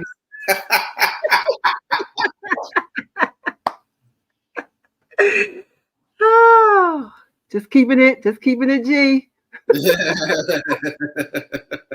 So shout out to all my Aquarians out there. I love my Aquarians. And I love my Librans too. So kind of a toss up between Libra and Aquarius. I think But it's a like, so it's an air sign thing for me. Yeah. you lean to Aquarius first, and then like Libra. Aquarius, definitely. Oh, Mm-hmm. all right. Good question. All right. So let me see. What do I have for you? And I've lost count of how many questions we've asked each other. So I got. I think we're on number 7 or 8. Because I Okay. have one, two. No, so yeah, I have 3 more. So yeah, we're on. This is number 7. Okay. So Oh no, I'm sorry, number 8. Number 8. Sorry. number 8. Okay. If you could have been born in any other era, what era would that be and why? Oh, can't say 80s or 90s because I was born in the 80s, raised in the 90s. Right. You can't say that. I'm gonna have to say 70s because of just all the films and Mm-hmm. just the just like how vivid and entertaining it was. How it was such a feel good era. Like Yes. you know you could call somebody sucker in so many different ways, and there's just something about it. Just something about that word. Like it's just like Yeah. because I think I was just watching one of those movies the other night, like old school, like 70s black exploitation. I think I'm saying that correctly, but Yes, you are. Uh-huh. just the music, the ambiance, the character, the way they carried themselves, the way they walked, Yeah. talked, and just their vibe. Like it looked like just a fun time. The froze and bell bottoms and theme music when they come around the corner and stuff. Like I don't know what it is, and just even the disrespectful, derogatory terms, sucker and jive turkey. It's like, wait, what? I don't know whether to compliment or if you like being disrespectful. Like, what you call me? Jive turkey. Yeah, like, wait, hold on. But then you're like, wait, I don't like that. Like, To this day, my favorite soundtrack from back then, I think it was in the 70s, was Superfly with yeah, Curtis Mayfield. They can't duplicate that. I don't know if anybody in the chat can relate, but Superfly soundtrack, Curtis Mayfield, what? yeah. They just put so much They emphasis can't. They on can't duplicate that. Um, I mean, if you want to hear some good music, soulful music with lyrics that meant something, all those from Marvin Gaye, Curtis Mayfield, Al Green. I'm so tired of being alone. I'm so it. Yeah, tired. Oh my God. I used to listen to Al Green and just drown myself in his music. my favorite Al Green song is "Still in Love with You." Yes. I Fire. mean, still to this day, all those songs are fire. Like, whew, I'm telling you, Yeah. you right, Slim. Curtis put his whole foot in that soundtrack, didn't he? Pusher Man, just songs like that, just that build up and that energy and how it just kind of just breathes and Yeah. just and how they just ride the track. I'm your mother, I'm your daddy, I'm the In the alley, I'm your doctor when you need. Have some coke, have some. but And what was the other soundtrack? Dead Presidents. oh yeah, They used all the 70s songs and put that as their soundtrack. And it was like Isaac Hayes, Walk On By, Isaac Hayes. oh man, If you see me walking down the street, yeah. and oh, what? Even like Crush Groove and stuff like those that old school vibe. Like what was Yeah. the group that sings like Tender Love? Yes, Oh tender love. yeah, Oh my God, you're right. That old school feel, they yeah, can't duplicate that now. Because all these artists out here, these young guys talking about this B got on my nerves and I'm a XYZ. I don't even want to get into the lyrics because it's not even really lyrics. it's not.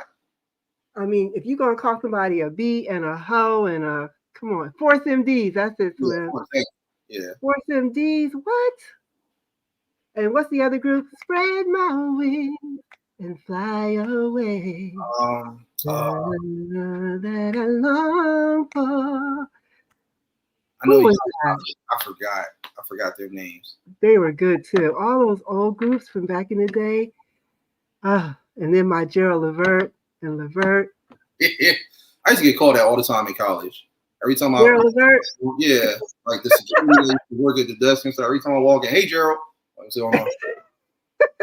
Actually, not a bad thing to be called because Gerald Levert was a sex symbol. I don't complain. Like He was my boyfriend. I cut somebody over Gerald Levert.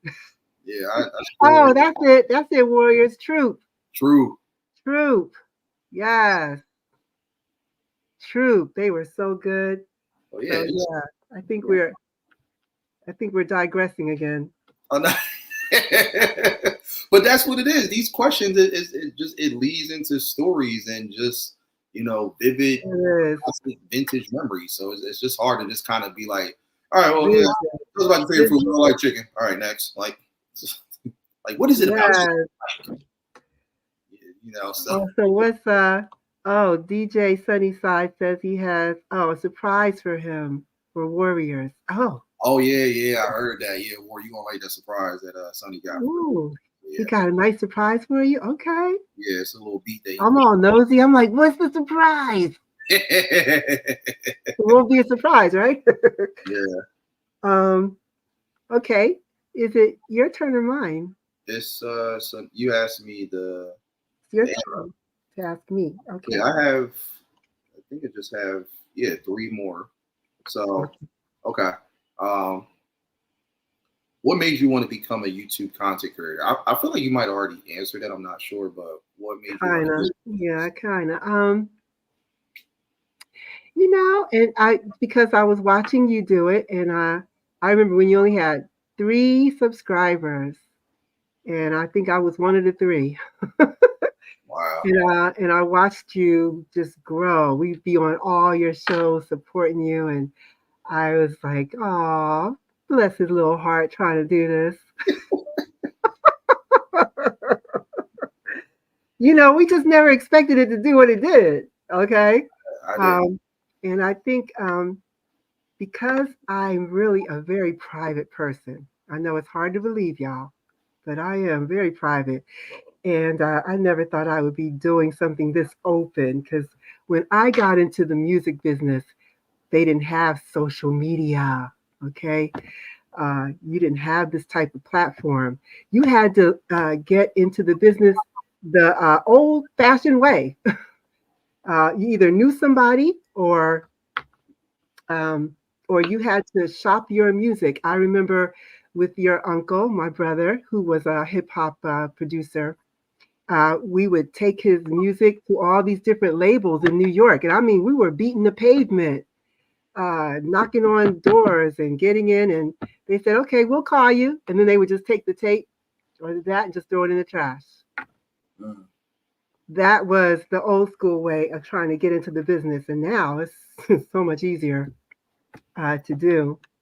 Now All you they, have to do is become a YouTube content creator. they don't think about even tossing your tape now. Right. You could be the next Justin Bieber. They'll Uh, toss. Wait, hold on. Like as soon as the yeah. trash can get empty. Wait. Stop. No. I forgot something. Right. So we knew that they weren't going to call us back, the different labels that we would take his music to. And I was lucky enough to get discovered by a manager because I just used to hang out in this music studio all the time. Hey, you sing? Yeah, I sing a little something. He said, with your look and your voice, we could do something. And that's how I got into becoming a singer, songwriter. And I forgot to say, Aquame, I forgot about you to send you the link, but I'm glad you made it on. What's up, Aquame? Hey, doll. um, so let me see. I'm digressing. What were you saying again?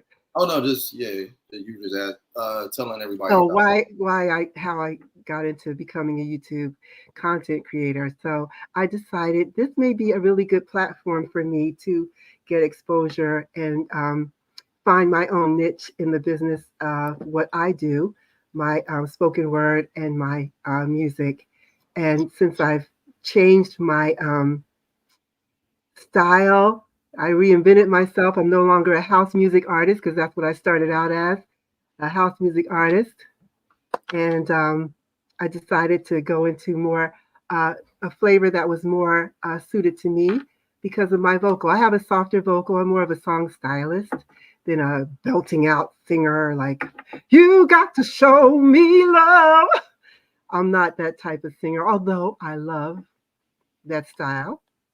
I just think I found my niche. I'm in that right space where um, my music can be more appreciated in the style that I deliver it now than before when I was doing house music. I have a more jazzy kind of vocal and more R&B style. So I think I'm swimming in the right water now, and I love it. I love collaborating with my YouTube producers that I've been meeting. What's up, me and I? Hey, hey. Meeting eyes in the building, y'all. Meeting eyes in the building, y'all. Yeah, what's What's going on? up?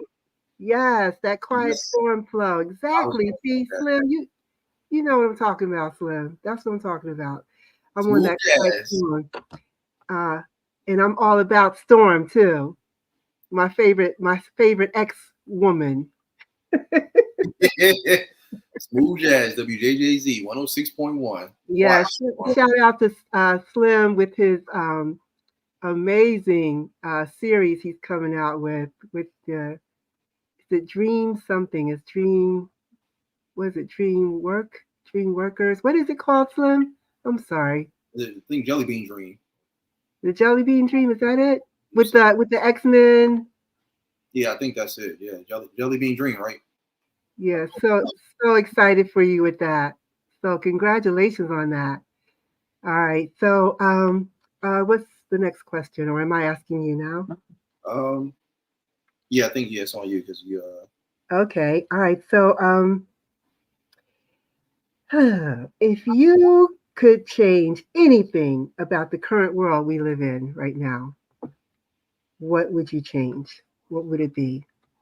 Wow, that, that feels like Anything.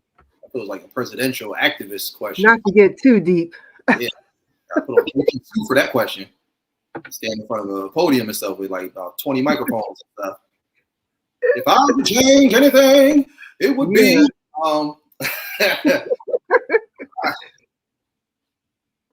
I would say to get more people to just unify and come together, yes, more unification. That's what I would change. Change people's perceptions and mind state on how they view everyone and everything. You know, because I say this all the time. Like Matt, like you even said it too, just to kind of play off of what you were saying. yeah, How much more we could get done and how much more we could accomplish if we just came together, if we just really unified hmm, toward race and color and gender and all those things and just really put our creative minds to the table.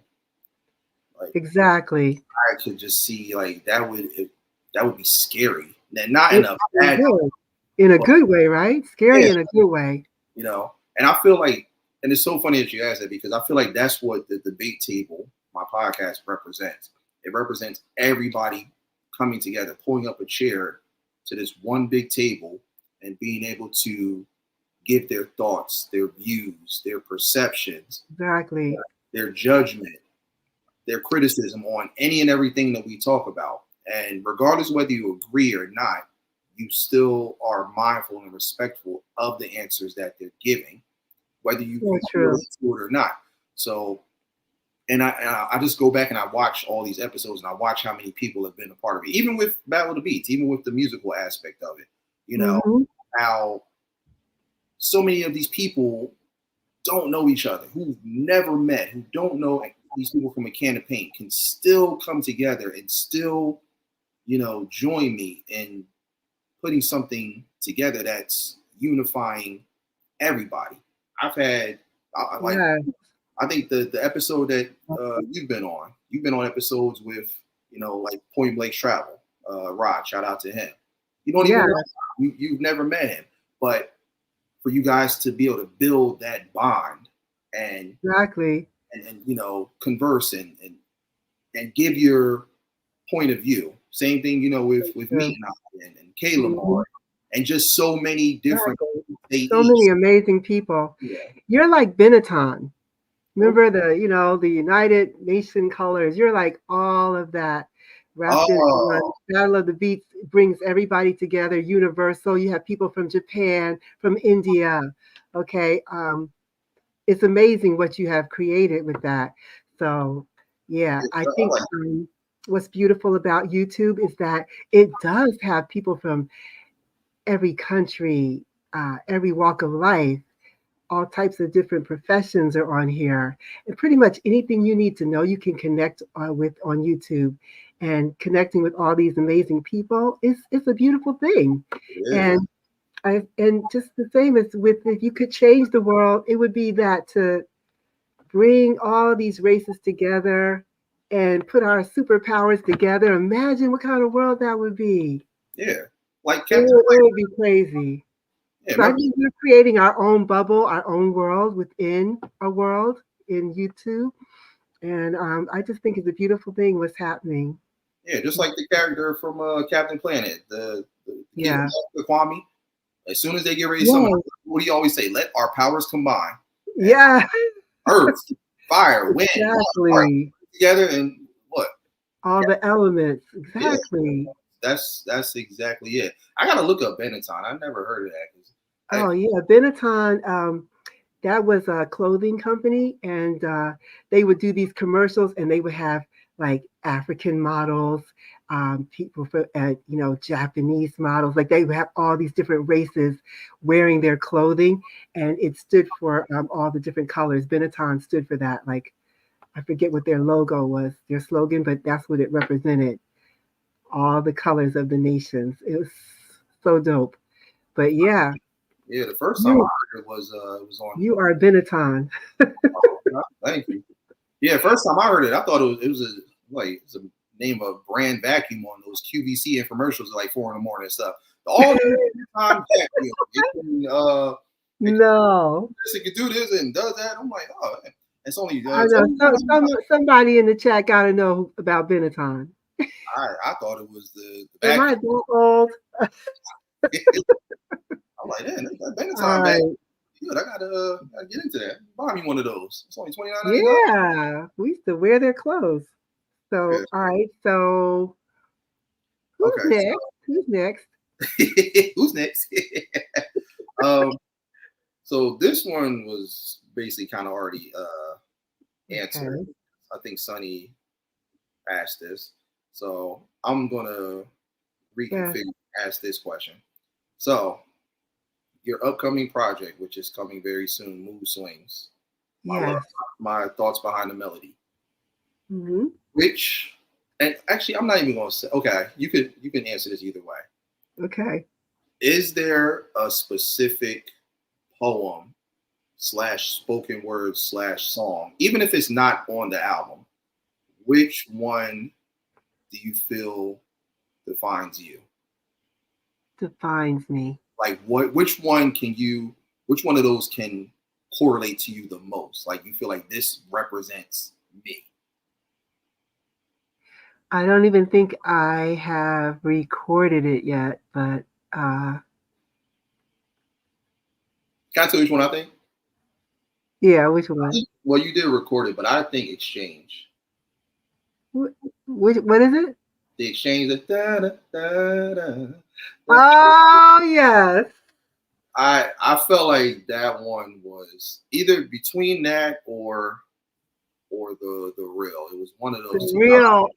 I, I was going to say the real, I definitely relate to. Sunny did such a great job on that. And yeah, the real. And I think the one I'm working on now with Sunny that's going to be coming out okay.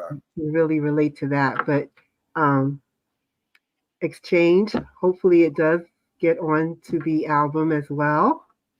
Shout out to DJ Davis. We're definitely going to make that happen. Hopefully, fingers crossed.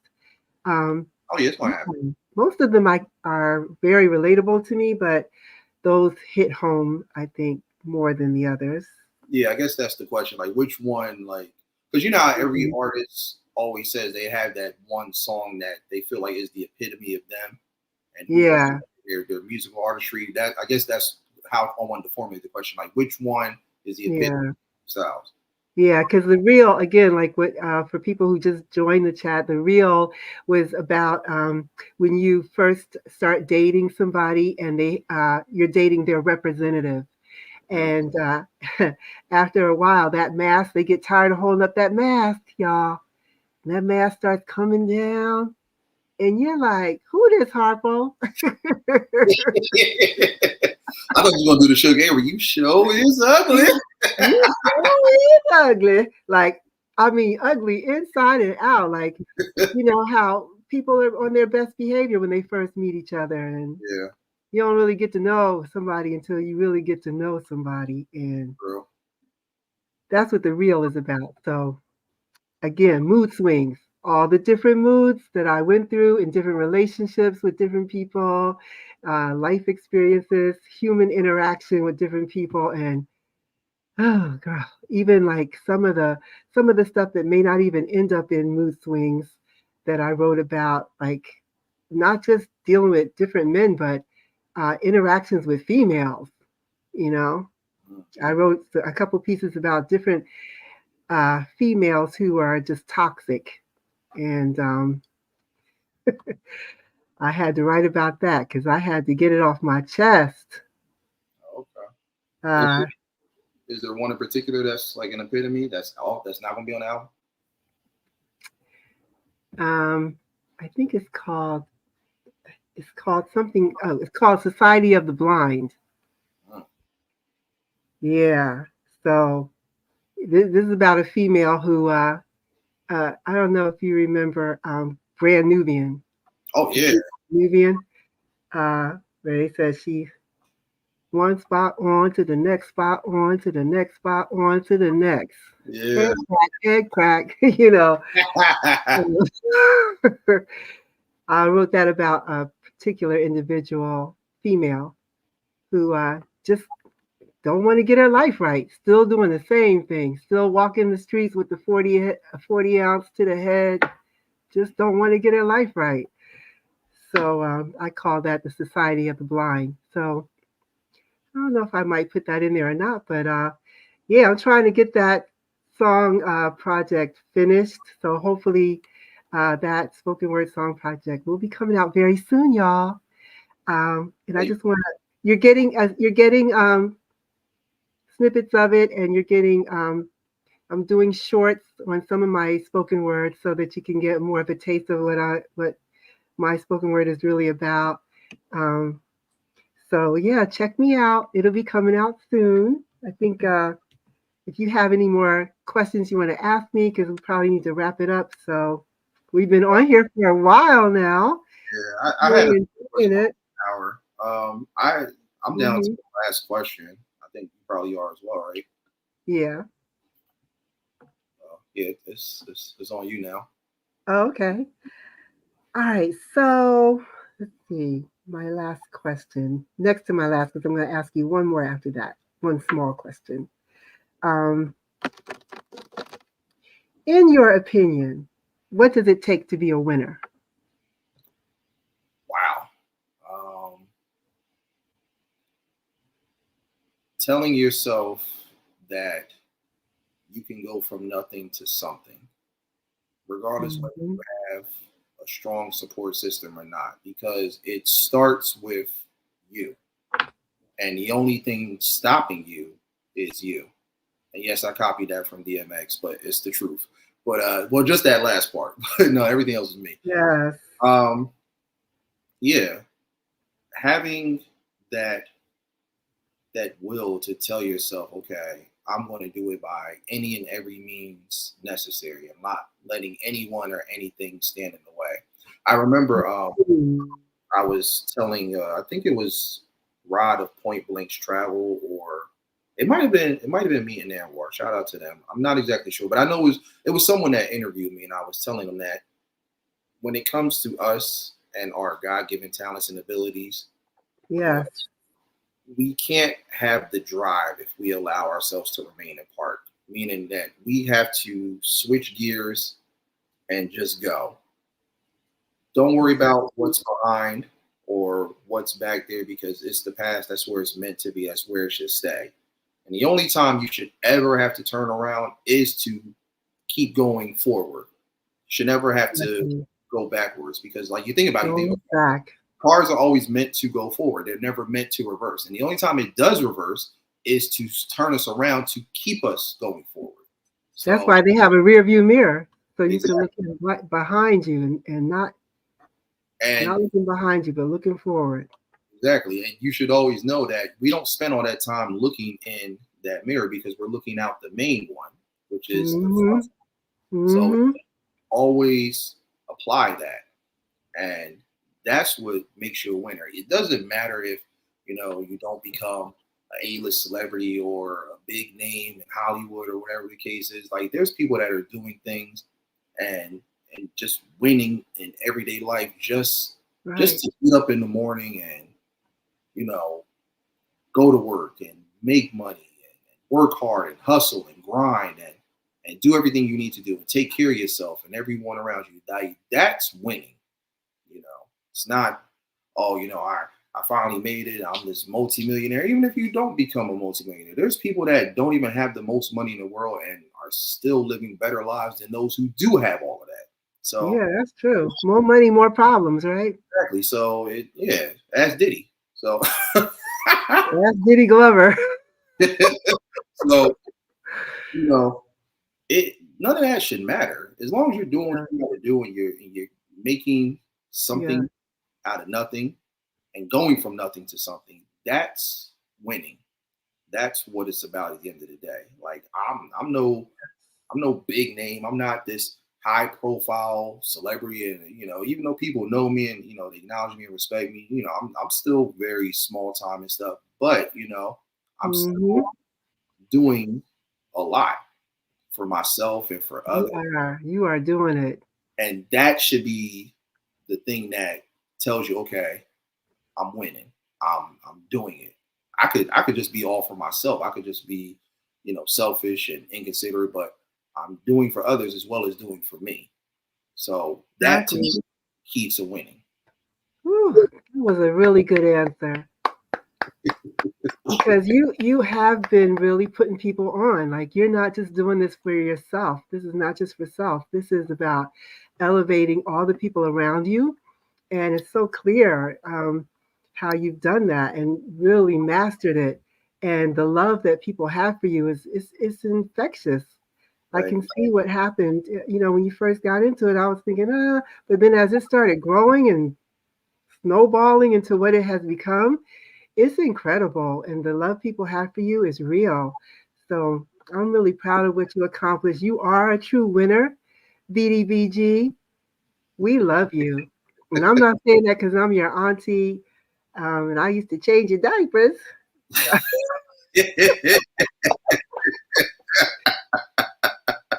Hard to believe, I know, right? But yeah. No, it's the truth. And It's the your truth. mom is an amazing mother. She is an amazing mother. Kudos to my sis. She did a great job raising you. You are a true gentleman, a class act, and your show is the epitome of who you are. So hats off to you, nephew. Thank you so much for coming on as my first special VIP guest. Oh yeah. I appreciate you. I don't want to get teary eyed, but I will if I keep talking about how much I love you and am proud of you. And you really are the reason why I got into YouTube and started doing this and how I got into my spoken word again. You put your foot on my neck like, come on, stop making excuses. Excuses and success can't be in the same sentence. Yeah, pretty much. I mean, because Right. I just tell people what was told to me. Mm-hmm. Just keep going and keep pushing and pursuing and just more so taking risks. You know, Taking risks, yes. taking those chances, just seeing what happens. And Um, that's what a winner is. Winners, they take risks. They're risk takers. yeah, They laughed at Jeff Bezos when he said, I'm going to do this thing called Amazon. And they were like, yeah, and they're I not laughing at him now. exactly now everybody's buying stuff left and right. So Left and right. I mean, you can't go outside without seeing an Amazon truck. exactly that little smile, You know, right? you have. So, Where's my package? yeah. So I just say to all the people that are thinking about doing something that they're scared to do, don't be scared. Yeah, Don't just be scared. just do it. Just do it. I, Don't think about it. Just do it. yeah, Because I thought about it and thought about it and thought about it, and it was holding me back. It's like I'm going to put an excuse in front of every thought because really, in the back of my mind, I'm thinking, I'm second guessing myself. Oh, I don't know if I can do that. I don't know what. Stop doing that because that is just self assassination. That's like the worst thing you could ever do. Don't second guess it. Go with it when it hits you and see what happens, because your life can change just by one thought, one idea. And oh, what's up, Merch baby? I see you in here. I see you, nephew. Yeah, and I love Yeah, we gotta finish our project too. He's working on something amazing for my spoken word project too. I got all these. I'm so blessed to have met all these amazing producers and find out that my own family got talent. Oh yeah. I got producers in my family, so I'm very blessed. Blessed to have all these wonderful YouTube friends. So I want to thank you all for coming out tonight, showing up on my live. I appreciate each and every one of you. And you got anything to close out with, BDBG? Is You that got one word for us? is that it for the questions? Because I thought we still got one more each, right? Or You want to ask me one more? Go ahead. because I think Feel yeah, free. because that was number 9, that last one. Okay, Okay. so this is the last one. If you had to pick only one word that describes yourself, what word would that be? Scintillating. No, you a mess. Um, I want to say real. That kind of Real. just goes back to the song, the real. Okay. Yeah, I'm exactly what you see right here. Uh, some people, that don't know me, they might say, "Oh, well, she thinks she's." No, I don't. No, I don't. I grew up with people saying that my whole life. Oh, you think you this, that, and the other. I'm like, no, you think I am. Okay, so I'm just who I am, and this is it. What you see is what you get, and hopefully, I showed you that side of me tonight. You get to see the real Anjie Stylez.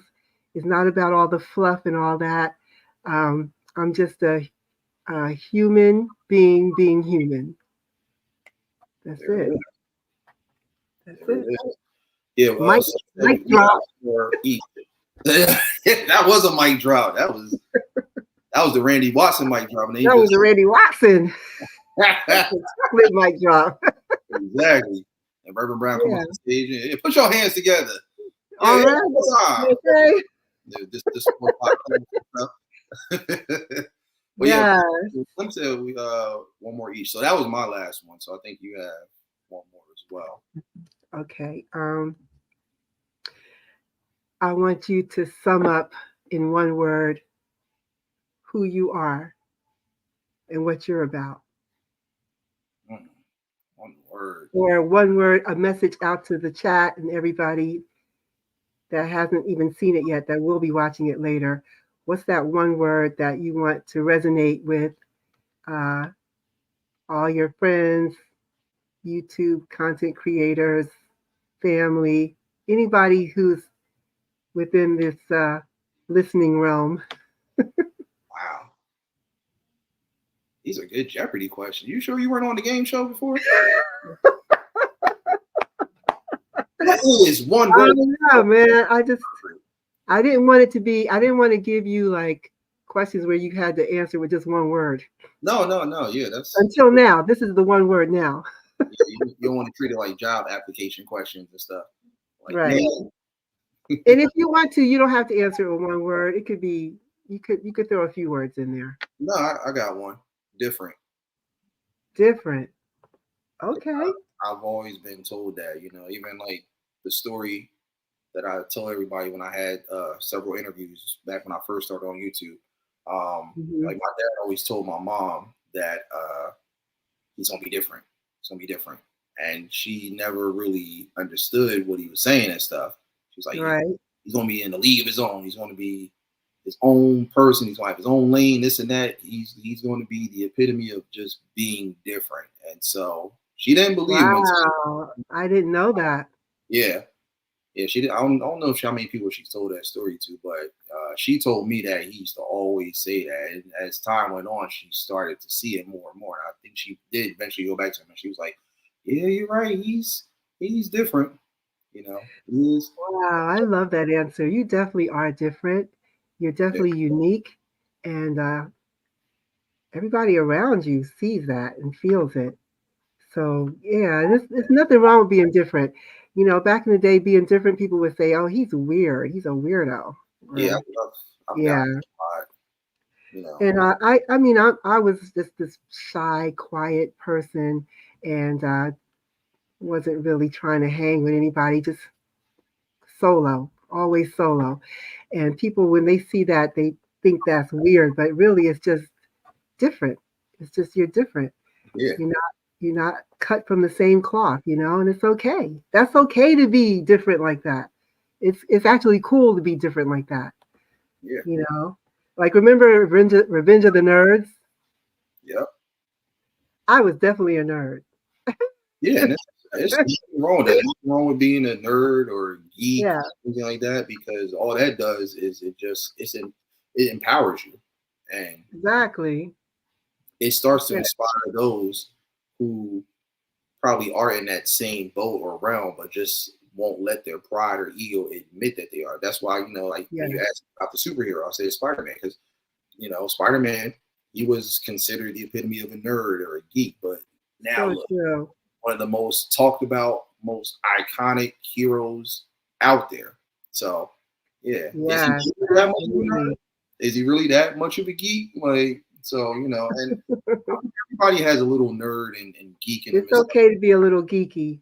yeah, it's funny because like a while back I was talking to my lady about this because she was like, um, we were talking about just like being nerds and stuff. I'm like, there's nothing wrong with that because she was like, I've been people used to say that I was a nerd. I'm like, people say that about me too. So I'm like, hey, we're both nerds. So there's nothing wrong with that. It's we be Yeah, nerds. a nerd recognized nerd, real recognized real. Like, I'm like, and I love that nerdiness about her because I got it too. So nothing wrong with it. And look, as much as people can say this and that, you look at Revenge of the Nerds again, cult yeah, that's classic, iconic movie. classic, Yeah. classic. And remember in our NERD, Pharrell's group Nerd, they were like, and what was that other group he had? Uh, Daft Punk. Daft Punk, Nerd, and Neptune. They Yeah, all had a production group. And what Nerds, people would consider like, they're nerds, but their music was so dope. and they're different. And look at them now, because Nerds stands for no one ever Mhm. really dies. Oh wow, that's what it stands for. I never really knew that. Yeah, Okay, yeah, no and one. now he is the what is he? The head designer of the men's apparel for Louis Vuitton. Okay, so if that's what nerd gets you, then I'll take it. I'll buy Exactly. that for $1. And one of the most respected Yes, producers out there. Like, yes, it's does it amazing. well. Yeah, you got people So like Sterling and all of them. So shout out to all the nerds and all the different people out there.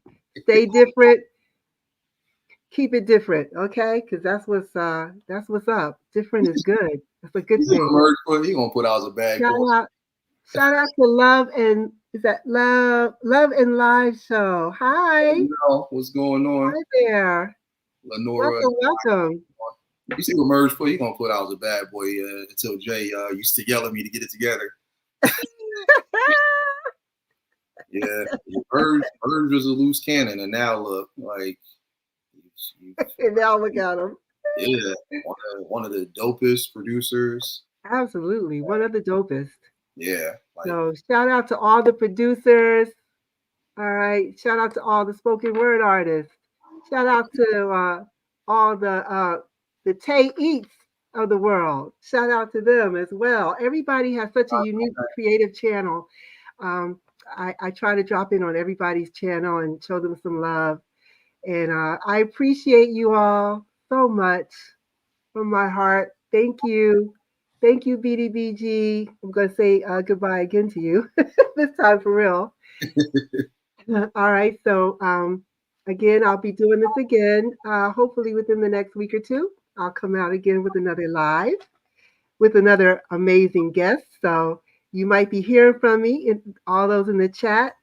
You might be getting that invite to come on up, hang out with Anjie Stylez, and let me get to know a little bit more about you.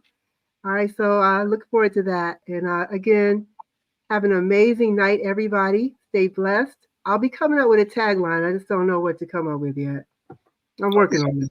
I'm yes. working on it. I'm gonna take this time out to advertise for my aunt. Y'all check out her brand, Eye Candy. I designed this logo for her. This is for a Yes. line of shirts, apparel, all different types of stuff. So you guys can Thank find you. on my merch shop, the Street Artist merch shop. The link is in my store tab, and it's also throughout my channel. She's going to Thank be you, nephew. so make sure you guys check it. All different Thanks so sizes, much. colors. Hashtag Candy couldn't be so sweet. So check that out. Oh, I like that.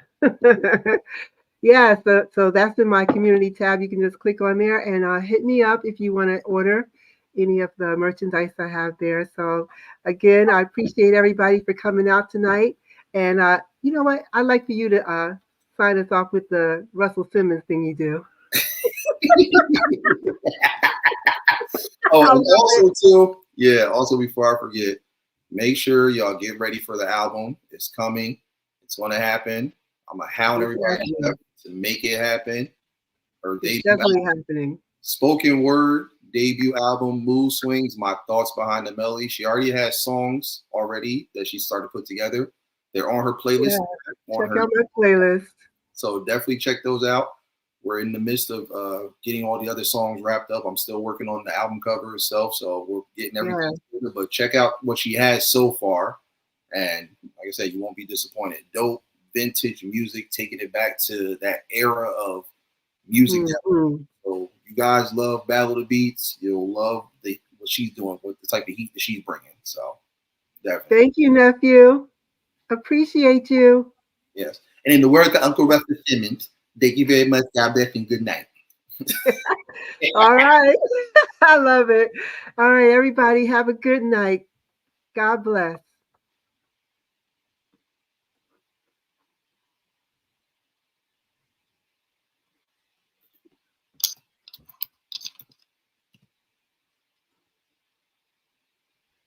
See if I'm doing this right.